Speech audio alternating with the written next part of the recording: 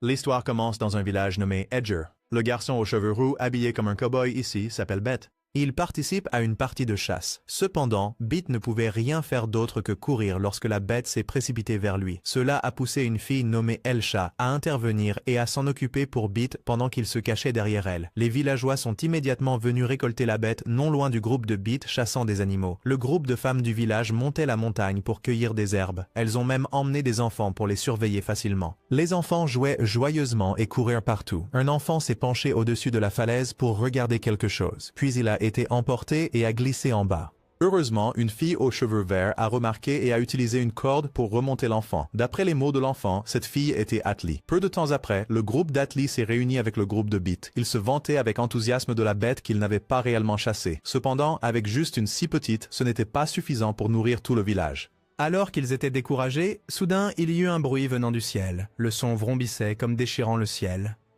Quand Beat était encore perplexe, un objet est descendu d'en haut et a détruit sa maison. Le bruit fort a attiré les villageois. Ils se sont rassemblés autour de la chose qui venait de tomber. Ils ont discuté de ce que c'était, mais peu importe ce que c'était, Beat devait lui donner un coup de pied parce que ça avait détruit sa maison. Les villageois croyaient que c'était un trésor du ciel et qu'il y aurait sûrement de la nourriture à l'intérieur. Ils ont joyeusement organisé un festin. Cet après-midi-là, ils se rassemblèrent autour de la masse de fer et allumèrent un feu, chantant joyeusement car ils allaient bientôt manger délicieusement. Ils dansaient joyeusement, sans savoir que deux personnes les observaient de loin en bas du village d'Edger. Beat ne pouvait plus le supporter. Il utilisa un bâton pour briser l'objet et l'ouvrir. À chaque coup, Elsha réalisa peu à peu que ce n'était pas de la nourriture. Mais il était trop tard quand Beat donna un dernier coup. Puis, à l'intérieur, une personne surgit et le frappa. Les enfants pensaient que la nourriture s'enfuyait, alors ils se sont dépêchés de mordre. Le garçon mystérieux a crié douloureusement qu'il n'était pas de la nourriture. Au-dessus, l'homme aux cheveux blancs était également très surpris en étant témoin. Cette nuit-là, les villageois étaient assis à écouter le garçon parler. Ils ne se souvenaient de rien du tout, seulement de quelques fragments de mémoire à propos de lui de l'autre côté du mur, et a demandé aux villageois de l'aider à revenir. En entendant cela, ils éclatèrent tous de rire. Elsha expliqua au garçon. La terre sur laquelle il se tenait s'appelait Lingaland. C'était un monde entouré par un mur. Ce mur aidait à dissimuler la terre, à la protéger, la nourrir et la soutenir. Le mur était considéré par les gens comme rien de moins que Dieu.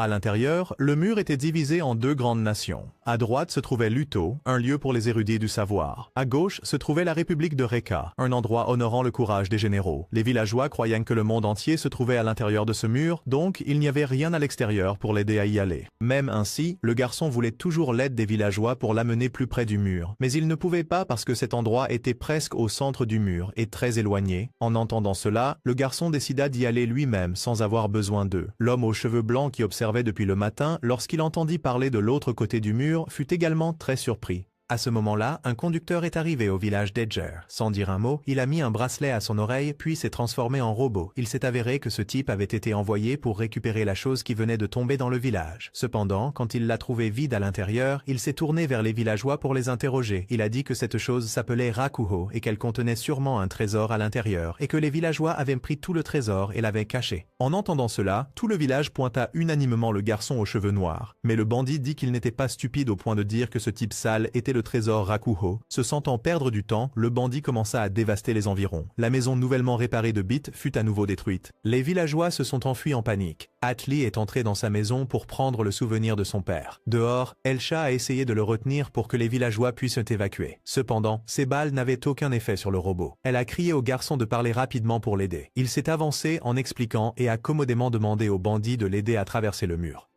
Bien sûr, ce type pensait aussi qu'il jouait encore des tours et a attaqué. Le garçon a sauté vers Elsha sans rien porter en se plaignant que le type n'écoutait pas son explication. Elsha a rougi et lui a dit de mettre un pantalon.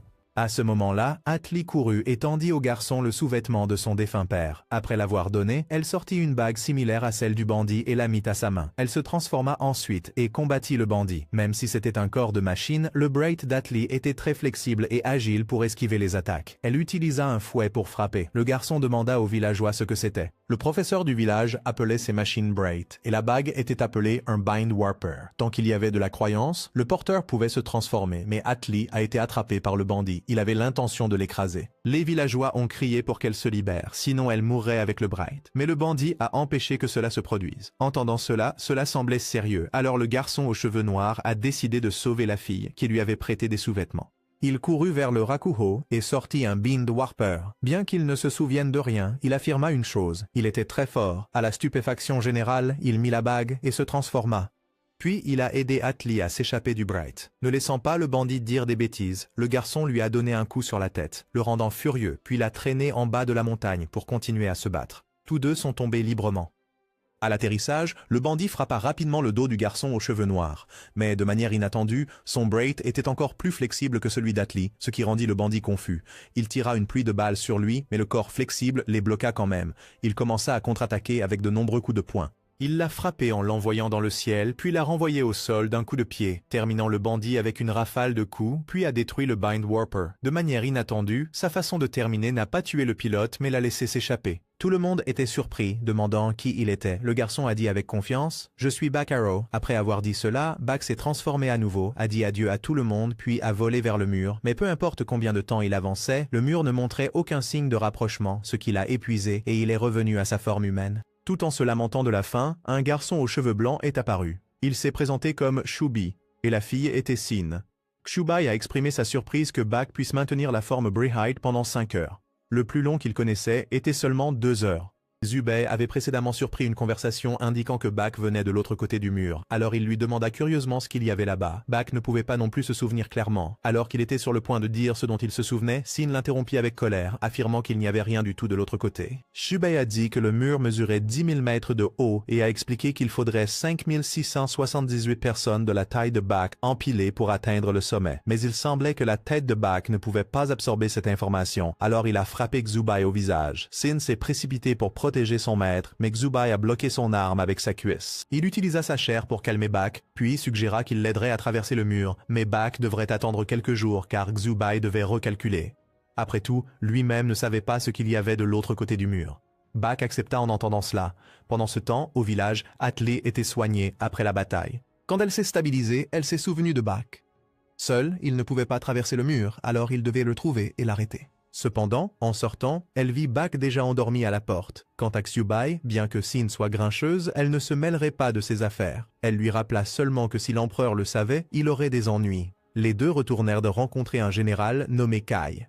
Il a demandé à propos du deuxième Rakuho, mais Xubai a évité le sujet et est parti. Le lendemain matin, Back a reçu des vêtements cousus par Beat. Pour le rembourser, il a reconstruit pour Beat une nouvelle maison pour remplacer celle qu'il avait détruite, mais ce n'était rien de plus qu'une niche pour chien. Elsha doutait toujours de Back. Elle croyait que son amnésie était fausse et que tout ce qui concernait l'autre côté du mur n'était que de la comédie. Après avoir échangé des regards avec le doyen du village, elle emmena Back chasser avec elle, tandis qu'Atlee restait. Sur le terrain de chasse, Elsha montra à Back le village d'Edger. Cet endroit était très petit. Les ressources suffisaient juste pour qu'ils vivent au jour le jour. Atlee était le shérif et s'occupait encore de nombreux orphelins. Ils mouraient progressivement, donc il ne pouvait pas laisser Back rester ici car il était considéré comme le Rakuho chassé par les bandits. Il ne pouvait pas se permettre d'être attaqué comme la dernière fois. Back demanda curieusement pourquoi il ne migrait pas simplement ailleurs. Elsha expliqua que, parce que les deux nations, Reka et Ludo, étaient en guerre, il avait été extrêmement difficile pour eux d'atteindre cet endroit pour s'installer. En entendant cela, Back dit innocemment qu'il suffisait alors d'aller au-delà du mur. Mais Elsha et les villageois ne croyaient pas qu'il y avait quoi que ce soit là-bas pour vivre. Pendant ce temps, dans la République de Reka, Xubai assigna à Sin la tâche de surveiller Back. Il lui a même donné le sceau pour entrer dans l'archive interdite. Il en ferait une copie et trouverait un moyen de traverser le mur avant que ce petit monde n'apprenne l'existence de Back.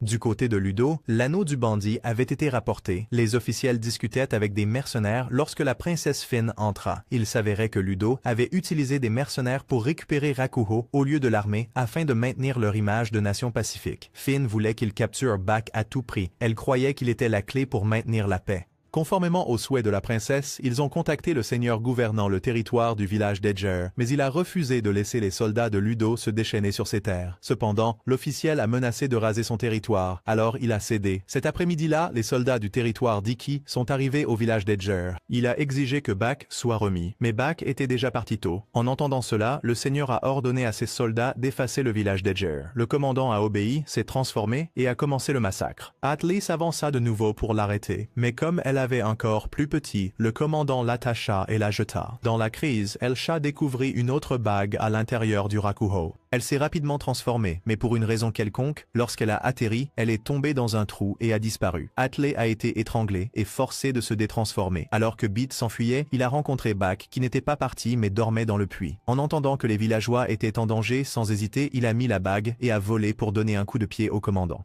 Pendant ce temps, sous terre, Elsha entendit une voix à l'intérieur du Bright, lui demandant d'accepter d'être le pilote. Au-dessus, lorsque Bak venait de battre le commandant, le sol commença à trembler et Elsha émergea en portant un navire entier. Lorsqu'elle se sépara, le navire s'arrêta. Avec Kshubai, Kai avait appris l'existence de Bak par Sin. Il interrogea Kshubai, mais Kshubai dit qu'il enquêtait et avait trouvé quelque chose d'intéressant dans les archives interdites. C'était un navire avec le pouvoir de détruire le monde entier. Kai soupira, disant à Kshubai de faire attention à ne pas être trop flagrant parce que l'empereur remarquait déjà ses actions. Kshubai dit qu'il enverrait bientôt un rapport. De retour à Edger, Bak demanda avec enthousiasme à Elsha de l'emmener au mur, mais elle refusa parce qu'elle devait s'occuper des villageois. Peu importe comment il la persuadait, elle refusait toujours. Pendant ce temps, Beat avait pris des dispositions avec le commandant. Cette nuit-là, tout le village s'est rassemblé pour capturer Bak. Ils croyaient que leur seigneur ne voulait que lui, alors il le livrerait pour assurer la paix du village. Bak, somnolent, dit qu'il pouvait faire ce qu'il voulait. Cependant, tard dans la nuit, Atlee est venue secrètement libérer Bak. Elle ne voulait pas sacrifier quelqu'un pour son propre bénéfice, et elle ne croyait pas qu'un homme qui avait essayé de tuer tout le village les épargnerait s'ils livrèrent Bak. Elsha est apparu derrière, pointant une arme sur Atlee. Bak a pris la parole pour l'arrêter parce qu'il comprenait la gravité de la situation. Il ne s'enfuirait pas et n'impliquerait pas tout le monde. Après tout, Bak voulait seulement atteindre le mur sans affecter personne. Puis il a demandé à Elsha si cet homme mentait et s'était ensuite retourné contre le village. Que faire alors?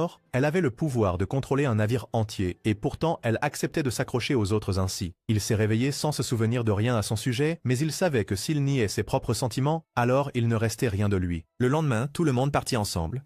Bak était enfermé dans une cage. Atlee découvrit que sa bague avait également été prise. En réalisant que c'était l'idée de Beat, elle a montré sa déception envers lui. À leur arrivée, le seigneur les a accueillis joyeusement et a montré aux villageois la terre qu'il leur avait promis de donner, les rendant très heureux. Après avoir terminé la remise de l'homme et de l'anneau, les villageois sont partis. Tandis que Beat demandait à rejoindre l'armée, il n'a rien gagné ici car Atlee le détestait déjà. Lorsque les villageois sont partis, Beat a tiré des canons d'adieu. Cependant, le seigneur du territoire a activé les bombes qui avaient été plantées, provoquant un glissement de terrain qui a coulé tout le navire. Il croyait que détruire le village d'Edger était le meilleur moyen de sauver son territoire, car si les deux nations, Reka et Ludo, apprenaient l'existence de ce navire, elles n'hésiteraient pas à attaquer cette terre. C'est la politique. Quand Beat réalisa qu'il avait été dupé, il était furieux, tandis que Bak riait bruyamment, rendant le commandant si en colère qu'il lui tira dessus. Quand le commandant avait l'intention d'envoyer Beat dans la tombe avec le village, Bak lui lança une pierre. Beat saisit l'occasion, reprit l'anneau et le lança à Bak, le suppliant de sauver son village. C'était tout ce dont Bak avait besoin. Il s'élança, se transforma, porta Beat et vola vers Elsha, qui coulait. Il ignora le fait qu'il l'avait trahi. Parce qu'il était généreux de nature, il encouragea Elsha à se lever, car ce n'est qu'en comptant sur soi-même qu'on peut se sauver. Elle se leva alors et souleva tout le navire pour échapper au danger. Le commandant ne voulait toujours pas abandonner, alors il se transforma et les poursuivit. Cette fois, Atlee s'avança pour régler son ancienne rancune avec lui. Comme la dernière fois, elle fut attrapée, secouée. Mais au moment où il lui tira dessus, Atlee redirigea les balles vers lui. Lorsqu'il fut blessé, Bak se précipita, lança une rafale de coups de poing et acheva le commandant. Ensuite, tout le village est retourné avertir le seigneur du territoire avant de partir. Cette fois, ils se dirigeraient de l'autre côté du mur où ils étaient sûrs de trouver un endroit qui leur appartenait. Quant à Kshubai, il a rapporté à l'empereur au sujet du mur et de l'arme de destruction massive sans mentionner Bak. Il a même demandé le droit de le détruire personnellement. 15 ans plus tôt dans la République de Reka, dans un village affamé, des enfants étaient donnés à Reka parce que les villageois n'avaient ni argent ni nourriture. Parmi eux, Kai et Kshubai. Cependant, au lieu d'accepter le destin de l'esclavage, les deux ont décidé de prouver leur valeur à la capitale, et de là sont devenus les deux grands généraux qu'ils sont aujourd'hui. Kai est venu souhaiter à Kshubai du succès dans cette campagne. Tout cela pour la promesse du mur du Nord entre eux. Retour au groupe de Bak. Elsha a sorti une carte de Lingiland. La moitié ouest était Reka, la moitié est Ludo. Autour se trouvaient quelques petites nations comme le territoire Eki ici. Le groupe a discuté d'un itinéraire sûr vers le mur. Le médecin a suggéré de voyager vers le nord, le long de la zone neutre, où il y avait un passage piéton entre Reka et Ludo. Comme c'était un terrain neutre, il y aurait aussi de nombreux marchands, et ils pourraient échanger pour obtenir les fournitures nécessaires. Cela semblait raisonnable, donc tous étaient d'accord. La voix de Bit interrompit soudainement, annonçant que l'armée de Reka avait déjà bloqué leur chemin, et que c'était Shubai. Puis Sin transmit un message de l'empereur au groupe de Bak, déclarant que quiconque osait penser à traverser le mur détruisait l'ordre de Lingiland. Il n'autorisait pas de négociation et ordonnait leur destruction.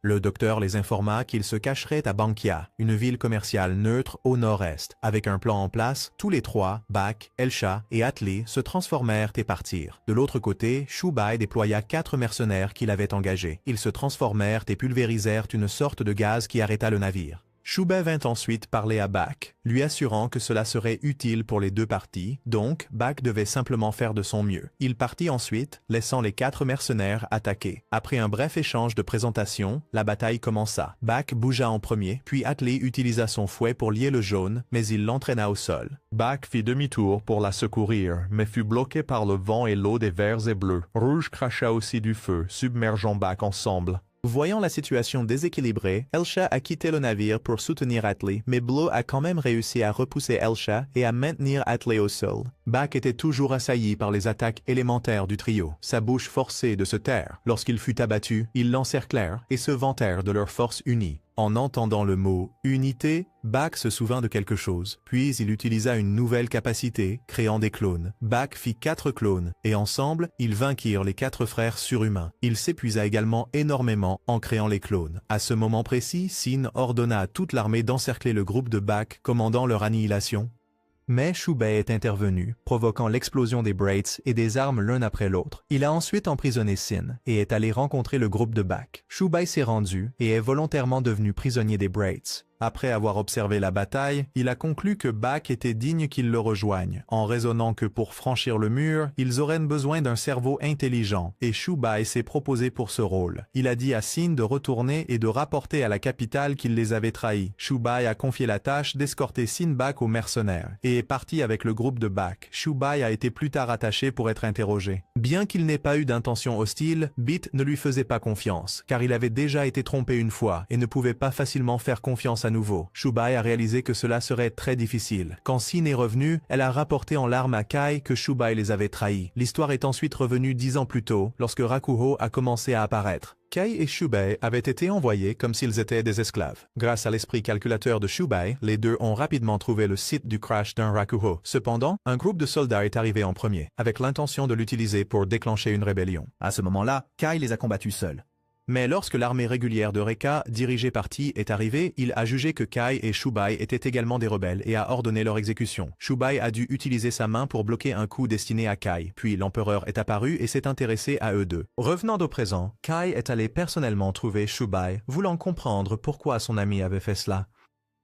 De retour avec le groupe de Bak, Shubai et le Dr Sula ont travaillé ensemble pour étudier et activer le vaisseau. En examinant le panneau de contrôle, Elsha a signalé un ennemi, cette fois une seule personne, et c'était Kai. Il s'est ensuite transformé, bloquant à lui seul tout le vaisseau. Ne s'arrêtant pas là, Kai a volé vers Elsha, l'a forcé à quitter le vaisseau et l'a frappé avec une explosion qui l'a ramené à sa forme humaine. Kai a appelé Shubai pour lui faire face, exigeant de savoir pourquoi Shubai avait abandonné Reka. Shubai a dit que Reka était un navire en perdition, un qu'ils avaient autrefois élevé ensemble avec Kai. Mais maintenant, Shubai avait trouvé un nouveau navire. Kai demanda avec colère à propos de leur promesse, mais Shubai répondit douloureusement qu'à partir de maintenant, Bak et ce navire étaient son nouveau rêve. Après les mots de Shubai, Bak sortit également, se transforma et chargea Kai. Kai lia Bak avec sa lance enflammée et le fit tournoyer. Bak créa rapidement des clones pour attaquer de plusieurs directions, réussissant à porter un coup à Kai. Mais Kai saisit le bras de Bak et libéra de l'énergie de sa poitrine, renversant Bak. Elsha et Atli se précipitèrent pour soutenir, mais Zubai s'avança pour les arrêter. Il demanda à tout le monde de cesser de se transformer et alla parler avec Kai. Les deux conversèrent, et Kai se rappela leur ancienne promesse. 5 ans plus tôt, lors de la première transformation de Kai, il était déjà différent des autres, donc l'empereur le valorisait beaucoup. 3 ans plus tard, grâce à son talent, Kai fut promu général, tandis que Xubai devint astrologue en chef pendant 1 an. Les deux avaient promis de changer leur nation ensemble. Kay s'était autrefois coupé le bras, reflétant la blessure que Xubai avait prise pour lui, et c'était leur promesse partagée. Mais le bras de Xubai avait depuis guéri, et il ne se souvenait de rien de cette promesse. Enragé, Kay attrapa Xubai. Xubai répondit que Kay voulait seulement changer leur nation, tandis que lui voulait changer le monde entier, et pour cela, il avait misé sur Bak au lieu de Kay. En entendant cela, Kay ne souhaita plus parler. Il dégaina son arme et déclara Xubai ennemi de Reka. À ce moment-là, Bit attaqua Kay par surprise, mais d'un seul coup de main dans le ventre de Bit, ce dernier fut instantanément neutralisé. Kay se tourna ensuite vers Xubai, marcha calmement vers lui et abaissa son épée. Mais Bak a rapidement protégé Xubai. Kay a frappé, brisant le pistolet de Bak. Mais Bak a quand même réussi à appuyer sur la gâchette, créant un écran de fumée suffisant pour qu'il se transforme. Kay s'est transformé aussi pour continuer le combat, mais Xubai l'a arrêté. Il fit ensuite tirer un coup de semonce dans le ciel depuis le navire. Kay ricana, mais pas Sin, car la balle atteignit la capitale. Kay avait du mal à y croire, alors Xubai tira un autre coup près du palais. Kay, frustré et furieux de ne rien pouvoir faire, lança un défi en déclarant qu'il reviendrait, puis partit. Tout le monde poussa un soupir de soulagement d'avoir échappé au danger. Pendant ce temps, Xubai révéla que la blessure à son bras était toujours là. Il l'avait seulement cachée pour tromper Kay. Et en fait, Xubai lui-même ne savait même pas jusqu'où les canons du navire pouvaient tirer. Le docteur Sula a expliqué qu'auparavant, ils n'avaient libéré que du gaz, et l'explosion était due au fait que Xubai avait planté des bombes dans la capitale à l'avance. Peu à peu, tout le monde a commencé à faire confiance à Xubai, et ils ont continué leur voyage avant que Kay ne puisse réaliser la tromperie. À Reka, l'empereur a reçu des nouvelles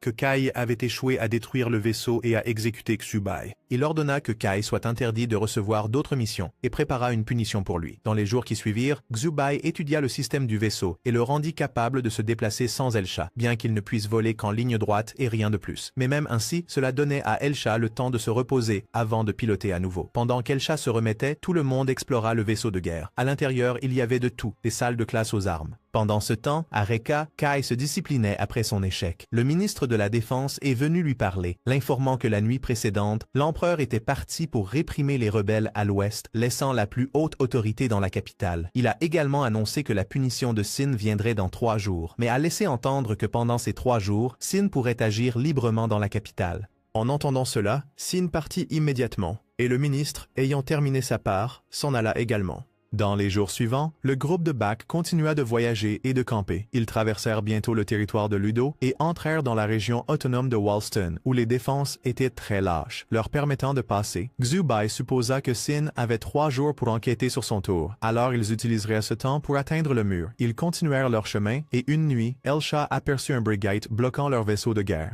Il a exigé que le navire s'arrête, mais Elsha a dit qu'il ne pouvait pas simplement s'arrêter à volonté et que s'il ne voulait pas mourir, il devrait bouger. En entendant cela, le brigate a essayé de bloquer le navire et tout le monde pensait qu'il pourrait être aussi fort que Kay. Mais Bak est apparu et l'a sauvé juste avant qu'il ne soit écrasé. Même après avoir été sauvé, le garçon a encore attaqué Bak. Donc Bak a dû le jeter de côté, le ramenant à sa forme humaine. Bit l'a vu et l'a félicité d'être mignon, ce qui a fait qu'Atli le regarda d'un air mi-figue, mi-raisin. Le garçon s'est ensuite effondré d'épuisement. Le groupe l'a ramené à l'endroit qu'il avait mentionné, un pays appelé la ferme des beaux garçons. Là, un garçon nommé Bru est sorti et leur a parlé à tous. Au début, ils étaient méfiants, mais quand Bak a sorti de la nourriture, ils ont baissé leur garde. Bak était curieux de savoir pourquoi les gens là-bas brillaient, et Bru a expliqué qu'ils étaient le bétail de Lord Walston. Sula a examiné les enfants et a découvert une vérité horrifiante. Leur cerveau était faux, ce qui signifiait qu'ils vivaient comme s'ils étaient déjà morts. Quelqu'un a ajouté qu'une fois par mois, des élus étaient emmenés dans un laboratoire, et quand ils revenaient, ils étaient dans un état terrible. Le beau était le surnom donné au bétail. Ils étaient à l'origine des enfants de villages pauvres, vendus à Walston. Mais après avoir vu ses amis être brutalement maltraités, Bruce s'est rebellé, a volé une bague et est devenu un brigate. Il a ensuite repris la ferme comme dernier refuge, car il n'avait nulle part ailleurs où aller. Jubei pensait que c'était assez normal dans la façon dont les nations utilisaient les pauvres. Ludo faisait des expériences. Reiko les utilisait comme esclaves. Bak écouta, puis suggéra que le groupe de Breur le rejoigne au mur, où ils pourraient trouver une vie meilleure à l'extérieur. Mais alors qu'ils hésitaient encore, Lord Walston attaqua la ferme. Bak s'avança et repoussa facilement les hommes du Seigneur. Ce soir-là, tout le monde mangea ensemble, mais Bru resta seul dans la tristesse, se reprochant d'être trop faible pour protéger qui que ce soit. Voyant que des mots de réconfort ne serviraient à rien, Bak partit avec Subai pour faire quelque chose. Plus tard, 3 d'entre eux, Subai, Bak et Bit, allèrent directement confronter Lord Walston, et le lendemain matin, ils s'étaient joints à Walston pour préparer l'attaque de la ferme Pretty Boy. Walston a accepté de rendre une carte de Ludo s'ils aidaient, et ils ont même apporté de nombreuses bagues pour se préparer au raid. Breu, bien que très effrayé, ne pouvait pas rester immobile et accepter la mort ainsi, alors il est sorti seul pour affronter Bak. Breu s'est transformé et a commencé à libérer de la fumée autour, puis il s'est précipité pour attaquer Bak. Alors que Bru gagnait du temps, le reste du groupe des beaux commença à bouger. Xubai fit signe pour que ce groupe soit trouvé, puis ils frappèrent Bit pour arracher l'anneau à Walston, puis ils se transformèrent tous ensemble. Une fois cela fait, le groupe Bak a également renversé la situation, mais la carte n'était plus nécessaire car Shubai l'avait mémorisée d'un seul coup d'œil. Finalement, le seigneur a été vaincu devant le groupe séduisant. Une fois terminé, le groupe Bak a dit adieu à Breu et est parti, poursuivant leur voyage vers le mur. Aujourd'hui, Bit et Shubai ont convenu de donner à chaque auteur de Breu un nom personnel, car cela aiderait à les individualiser et à renforcer la confiance. Après avoir décidé des noms, Shubai les rappela à l'ordre, car il semblait que les gardes de Reka du Nord avaient les yeux sur leur navire sous le commandement de Bai, le général du Nord. Selon Shubai, combattre dans la zone neutre était interdit par le traité de la route des caravanes. Si Reka ne voulait pas de problème, ils resteraient loin de leur navire. C'était aussi pourquoi leur destination était là où le mur se connectait avec la zone neutre. À ce moment-là, les enfants sont venus en courant appeler Elsha et Atli, parce que les villageois avaient quelque chose à dire. Il s'est avéré que le doyen du village avait décidé d'emmener la moitié des gens, craignant que s'ils détruisèrent le mur, ils seraient maudits. Cependant, Elsha et les enfants ont quand même décidé de continuer. Pendant ce temps, à Ludo, Lord Walston avait été convoqué après l'incident. D'abord, il avait désobéi aux ordres et attaqué le navire du groupe Bak alors que la princesse voulait qu'il soit ramené pacifiquement. Deuxièmement, il avait expérimenté sur des enfants innocents. Il a essayé de s'excuser, mais elle ne voulait pas écouter. Elle déclara que c'était la dernière fois qu'elle laisserait passer cela, et s'il le répétait, il y aurait une punition pour lui. Après avoir dit cela, elle partit. Lord Walston pensa qu'il avait échappé au désastre et était ravi, mais en sortant, il fut arrêté et on lui coupa un bras pour avoir osé décevoir la princesse. Celui qui a fait cela était le commandant Prax, un autre fidèle aide de la princesse Finn. Plus tard, elle s'est réunie avec 2 autres aides de la princesse pour discuter. Elle savait que les deux n'avaient toujours pas réussi à amener le vaisseau du groupe Bak à la princesse, donc cette fois, Prax irait elle-même sur le champ de bataille pour le faire. Quant au groupe Bak, ils étaient enfin arrivés près du mur. Bak se transforma avec impatience en Breu hauteur et chargea pour briser le mur, mais il était trop solide. Même avec le soutien d'Atli, rien ne fonctionnait. Le général Bai voulait vraiment attaquer, mais Ti ne le permettait pas par crainte que le vaisseau de Bak puisse attaquer la capitale de loin. Il croyait encore que le bluff de Shubai était réel. À ce moment-là, Sin avait enquêté et découvert la bombe que Shubai avait plantée pour les tromper. Le ministre l'a signalé à Ti. Bien qu'il sache qu'ils avaient été trompés, Ti ne se précipitait toujours pas pour agir car le vaisseau du groupe Bak était encore dans la zone neutre. S'ils attaquaient, cela romprait le traité avec Reka et Ludo. Bai était extrêmement frustré de ne pas être autorisé à agir. Dans le groupe Bak, Shubai a utilisé Elsha combiné avec le navire pour tirer un canon sur le mur, mais les résultats ont encore échoué. À ce moment-là, des moteurs sont apparus sous le mur, repoussant le navire du groupe Bak. Ils étaient poussés vers le territoire de Reka. Bai ordonna immédiatement une attaque. Bak et Atli sortirent pour combattre Bai afin de repousser le navire vers la zone neutre. Cependant, Bai fit répandre de la fumée par ses soldats comme la dernière fois pour empêcher le navire de bouger. Ensuite, ils envahirent le navire pour attaquer. Atli se retira pour défendre tandis qu'Elsha restait en position en attendant les ordres de Shubai. Bak luttait contre le marteau de Bai. Alors que Bai balançait son arme, elle fut arrachée par une Breu de taille qui était Prax. Elle se présenta comme une ambassadrice de Ludo. Bai considérait cela comme une violation du traité, mais Prax dit qu'elle n'avait pas encore touché le sol, donc cela ne comptait pas comme une violation territoriale. Ce petit laps de temps était déjà suffisant. Shubai a libéré du gaz du navire pour dissiper toute la fumée et neutraliser son effet. Elsha a rapidement manœuvré le navire pour le ramener dans l'espace aérien neutre. Bai était enragé, mais ne pouvait rien faire. Si, observant, lui ordonna également de battre en retraite. Prax rencontra alors directement tout le groupe Bak. Elle transmit le message de la princesse, disant que la princesse voulait les rencontrer et que la question de briser le mur était également quelque chose que la princesse souhaitait discuter. Elsha, pensant aux villageois, décida de les accompagner, mais Bak ne le fit pas. Il ne voulait dépendre de personne et trouverait un moyen de briser le mur lui-même. Prax ne le pressa pas. Elle escorterait d'abord les villageois, puis reviendrait pour persuader Bak. Il se sépara alors temporairement du groupe d'Elsha et commença à briser le mur seul. Pendant ce temps, Kai et Sin commençaient également leur plan pour faire regretter Shubai. Sur le navire, Prax présenta brièvement Ludo. Le pays était actuellement dirigé par 6 nobles, avec la princesse Fine, une pacifiste, comme dirigeante actuelle. Une fois son explication terminée, le navire était déjà entré sur le territoire de Ludo. Atli demanda à Elsha si c'était vraiment bien de laisser Bak derrière, et elle répondit qu'il irait bien puisque le docteur Sola restait aussi avec Bak. Tout le monde est ensuite entré dans la capitale sous les acclamations du peuple. La princesse a accueilli les villageois dans son pays. Pendant ce temps, à Reka de l'Ouest, l'empereur venait de terminer de s'occuper de l'armée rebelle. De retour au groupe d'Elsha, les villageois furent invités à un somptueux festin tandis qu'Elsha et Atli allèrent se baigner. Tous deux étaient émerveillés par la splendeur de cet endroit et ils rencontrèrent également la princesse là-bas. La princesse promit d'offrir un abri aux villageois d'Elsha. Bak, cependant, après une journée épuisante à frapper le mur, n'avait toujours rien accompli. Mais c'était la seule chose qu'il pouvait faire sans dépendre de personne. Il voulait découvrir son passé, alors il souhaitait retourner de l'autre côté du mur. Bak demanda pourquoi Sola n'était pas allé à Ludo, et le docteur répondit qu'il avait ses raisons. Pendant qu'il parlait, Sola recula soudainement. Bak regarda derrière et vit Prax se précipiter, et elle attrapa Bak, disant que puisqu'il refusait de revenir, elle n'avait pas d'autre choix que d'utiliser la force. Bak n'était pas prêt à céder. Il s'est transformé et par coïncidence, il voulait aussi utiliser la capacité de vol de Prax. Il a créé des clones et les a tous lancés vers le haut, puis les a utilisés comme ancre pour se propulser vers Prax. Bak l'a ensuite forcé à le porter au-dessus du mur. Prax n'a pas résisté, mais a obéi et l'a emmené en haut. Plus il montait, plus les nuages devenaient denses. Lorsqu'ils ont traversé la couche de nuages, ils ont été soudainement attaqués, des dispositifs empêchant quiconque de voler trop haut. S'ils continuaient, les dispositifs déchargeraient de l'électricité pour les tuer tous. Ainsi, la tentative de Bak de franchir le mur était impossible. Pourtant, Bak refusa de l'accepter et tenta de se propulser vers le haut, mais Prax le ramena en arrière et le frappa. À ce moment-là, Rakuho apparut. Bak saisit l'occasion de s'y accrocher et de s'échapper. Pendant ce temps, Xubai avait rencontré 2 des aides de la princesse. Ils se connaissaient déjà d'avant. Tous deux voulaient que Xubai révèle le secret de Reka. Il accepta à condition qu'il lui permette de voir le processus d'amélioration de Bright. Concernant la capacité de Prax à voler, Xubai a souligné que c'était une avancée majeure.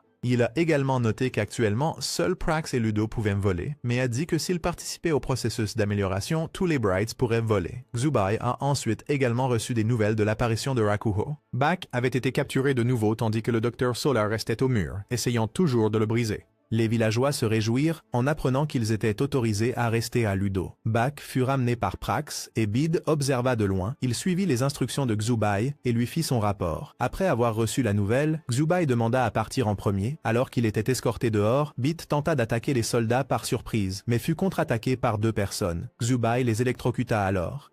Pendant ce temps, Bak subissait des expériences. Il l'électrocutait à plusieurs reprises pour vérifier s'il était un humain normal. Bit et Xubai ont tout vu. Xubai a demandé à Bit de tirer sur le bouton rouge pour libérer Bak, lui disant de viser avec précision. S'il manquait sa cible, Bit mourrait, mais Xubai survivrait puisque Ludo avait encore besoin de son cerveau. Bien qu'hésitant, Bit, voyant Bak en agonie, agit rapidement. Il réussit à tirer sur le bouton. Bak s'est libéré et a électrocuté le professeur pour qu'il ressente sa propre douleur. Xubai a lancé de la fumée pour créer une voie d'évasion pour Bak. Les 3 ont réussi à s'échapper, mais avant qu'ils ne puissent se réjouir, Prax les a poursuivis. Bak a riposté et en quelques échanges, il a tranché le masque de Prax. Pourtant, de manière inattendue, ce n'était pas Prax, mais la princesse Fine elle-même. En réalité, c'était sa 2e personnalité. Elle a dit que quiconque voyait son vrai visage ne serait pas autorisé à vivre. Xubai a lancé de la fumée pour battre en retraite. Il ne pouvait pas blesser la princesse, car s'il le faisait, tous les villageois seraient à nouveau expulsés. Tous les 3 continuèrent de courir, tandis que la princesse les poursuivait dans sa folie. Juste à ce moment-là, Prax apparut. Elle demanda la permission d'éliminer le groupe de Bak à la place de la princesse. En entendant cela, la princesse accepta et partit en premier. Prax dégaina alors son épée pour accomplir la tâche car quiconque connaissait ce secret devait être réduit au silence. Bak ne pouvait pas vaincre Prax après tout. Il venait d'être sévèrement battu. Il se transforma pour emporter Xubai et Bit. Prax appela immédiatement l'armée à agir. Pendant ce temps, Elsha a arrêté Atli lorsque son ami a essayé de partir pour aider Bak. Mais Atli avait déjà fait son choix. Elle a dit qu'Elsha avait trouvé un refuge pour les villageois et en était la chef, donc sa place n'était plus ici. Elle voulait aider Bak à accomplir la destruction du mur, mais Elsha a essayé de garder Atli avec elle. Elle a dit que tout s'était passé trop vite. Bak est soudainement apparu dans le village, a semé le chaos, puis elle a fusionné avec un vaisseau. Elsha subissait une pression énorme en tant que chef, s'occupant de nombreuses personnes, et elle avait besoin de quelqu'un à qui se confier comme Atli. Bien que tous deux étaient émotifs, le combat entre Bak et Prax s'est propagé là-bas. Prax a continué sa tactique d'attaquer d'en haut. Bak ne pouvait pas créer de clone puisque Bit et Xubai étaient présents, mais il a pensé à une autre méthode. À la surprise générale, Bak a agrandi sa main pour attraper Prax, apparemment victorieux, mais Prax a utilisé une technique pour le repousser, le forçant à reprendre sa forme humaine. Elle a ensuite commencé à exécuter les trois. À ce moment-là, Sola est revenu, et, à la surprise générale, Prax l'a appelé son frère aîné. En effet, Sola avait abandonné la princesse et quitté Ludo. La double personnalité de la princesse était également causée par lui, alors il est parti chercher un remède pour elle. Sola a dit qu'à l'intérieur du vaisseau, il y avait un médicament pour guérir la princesse, et qu'il avait besoin de Xubai pour le comprendre. Quant à Bak, il était capable de neutraliser les Braids sans tuer leur pilote. S'il pouvait étudier sa méthode, il gagnerait la faveur du peuple. Quant à Bit, Sola a admis qu'il ne connaissait pas sa valeur. Bit a dû se défendre, affirmant qu'il était le secrétaire de Xubai et que sans lui, Xubai ne pouvait rien faire. Sola a accepté de laisser Bit vivre. Tout cela semblait raisonnable, mais Prax a dit que les ordres de la princesse étaient absolus, donc elle ne permettrait à personne de vivre. Comme les mots ne fonctionnaient pas, Sola a utilisé un flash pour les aider à s'échapper. Une fois en sécurité, les trois ont interrogé Sola à ce sujet. Le docteur a révélé que son vrai nom était Werner, autrefois du suprême cœur blindé de Ludo. Il y a 5 ans, le souverain est soudainement mort, laissant le trône vacant. Parmi 40 princes et princesses, la princesse Finn a été choisie. Elle a été forcée de régner et ne pouvait pas résister. Finn était une personne libre d'esprit, comme un oiseau planant dans le ciel. Et de ce souhait, lui et Prax ont sans cesse recherché et développé des choses qui pouvaient voler. Mais une fois, alors que Prax volait avec la princesse, Werner les a abattus, blessant grièvement Finn. Il l'a fait uniquement pour qu'elle se concentre sur le règne, peu importe s'il le détestait. Peu de temps après, Finn monta officiellement sur le trône. Les choses furent stables pendant un moment, jusqu'à ce que la princesse développe une seconde personnalité. Au début, seul lui et Prax le savaient, mais d'une manière ou d'une autre, ces deux aides l'ont découvert. Ils l'ont empoisonné, en guise de punition. À ce moment-là, Werner décida d'abandonner Ludo. Il devint médecin et se mit en quête d'un remède pour la princesse. Après avoir entendu l'histoire, les trois comprirent Werner. Ils discutèrent ensuite de leur prochaine démarche. Le lendemain, l'empereur retourna à Reka. Il a déposé Théa et l'a forcé à rendre toutes les richesses qu'il avait accumulées. L'empereur a déclaré que Reka se préparerait à conquérir Ludo. Kai a été personnellement gracié par l'empereur et lui et Sin sont allés sur la place pour regarder l'empereur exécuter publiquement le général rebelle. Il a montré sa puissance en donnant au général une bague pour se battre avec lui, tandis que lui-même n'avait pas besoin de se transformer. Il n'avait besoin que de cela. En un instant, l'empereur a lancé une frappe extrêmement puissante qui a anéanti le général. Il a ensuite élevé la voix, déclarant la guerre à Ludo à travers les cieux. Reka dévorerait tout. Pendant ce temps, le groupe d'Elsha avait été capturé et leurs anneaux confisqués. La princesse Finn s'était à peine remise de ce qu'elle venait de faire lorsque l'empereur de Reka l'appela pour l'informer que dans seulement un jour, Reka lancerait son invasion de Ludo. Un jour suffisait pour que Ludo se rende. Immédiatement, Finn passa à son autre personnalité et défia l'empereur en disant « S'il était si puissant, alors qu'il vienne les avaler lui-même ». Après la fin de l'appel, elle ordonna à tout le monde de se préparer immédiatement et d'informer la population. Werner, qui était parti en reconnaissance, entendit également la nouvelle et revint pour la rapporter au groupe. Zubei comprenait un peu, mais réprimanda Werner pour avoir été assez négligent pour se faire suivre. Et tout de suite, un soldat apparut pour les arrêter tous les quatre. Mais avant que quoi que ce soit ne puisse se produire, une autre personne est apparue, a dit aux soldats de partir et a souhaité la bienvenue à Werner en disant « Le Seigneur l'attendait ». Dans la calèche, Xubai demanda qui était ce Seigneur et Werner répondit que c'était quelqu'un que même Ludo n'osait pas défier.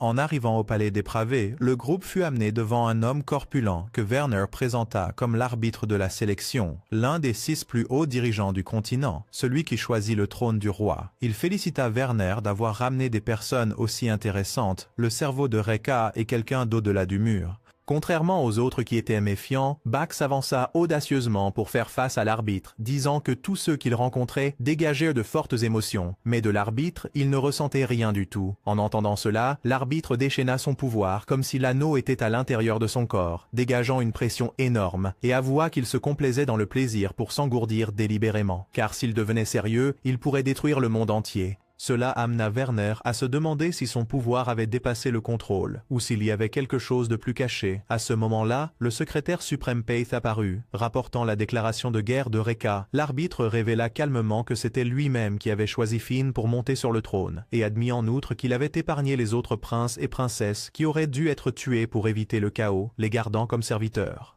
Le plus choquant de tout, il a avoué que lorsque Fine a subi son accident chirurgical, il avait transfusé son propre sang pour la sauver, croyant que sa volonté inébranlable la rendait digne d'être reine, et que cela pourrait être la cause de sa seconde personnalité.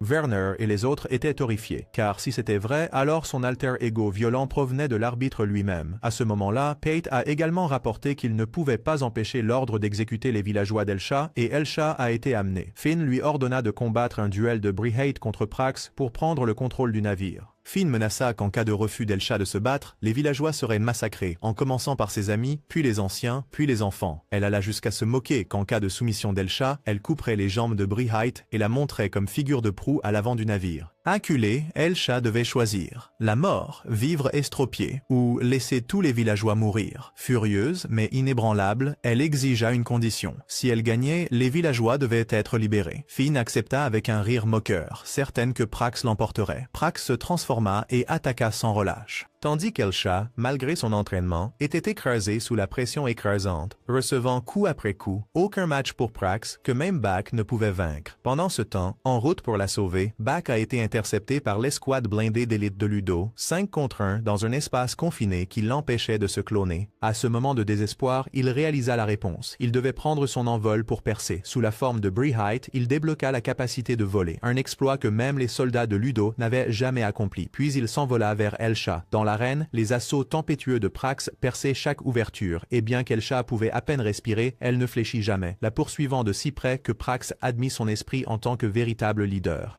Juste au moment où le coup final allait être porté, Bak arriva, bloquant l'attaque et suppliant de prendre sa place contre Prax. Mais Elsha l'arrêta, affirmant qu'elle avait promis à Fenn que si elle gagnait, les villageois seraient libérés. Donc, elle devait terminer ce combat elle-même. En entendant cela, Bak jura de se racheter pour avoir été distrait par le mur plus tôt, déclarant qu'il deviendrait son épée. Il lui rappela ces mots. Seule elle pouvait se sauver, il ne pouvait que l'aider. Bak se transforma en larme Muga pour qu'Elsha puisse la manier, mais son poids énorme ralentissait ses attaques. Cependant, Bak activa des propulseurs depuis la garde de l'épée, la faisant tourner continuellement, bien que difficile à contrôler. Cela augmenta immensément sa vitesse et sa puissance. Elle trompa Prax en la faisant se concentrer sur une attaque aérienne, puis trancha avec une coupe fulgurante qui scinda le Brihate de Prax en deux sans la tuer grâce à la caractéristique spéciale de Bak, terminant le duel avec honneur chevaleresque. En voyant cela, la princesse Finn sembla déçue et déclara qu'elle s'occuperait des choses elle-même. Elle ignora sa promesse et commença à se transformer, mais son moi bienveillant émergea pour l'arrêter. Finn se confronta à elle-même, admettant qu'elle avait toujours craint à la fois la guerre et sa propre nature, se cachant derrière la personnalité violente. Maintenant, elle a décidé d'accepter toutes les conséquences sanglantes qu'elle avait causées et d'adopter l'amour comme son nouveau principe directeur. En utilisant l'anneau, elle a scellé sa personnalité violente et a permis à son moi aimant de prendre le relais de façon permanente. En s'excusant auprès de tout le monde, surtout Elsha, pour ses paroles cruelles, l'arbitre de la sélection observa et fut satisfait de ce dénouement. Finn, cependant, admit avec tristesse que la guerre ne pouvait être évitée car les rouages étaient déjà en marche. La faute était la sienne et elle en assumerait la responsabilité.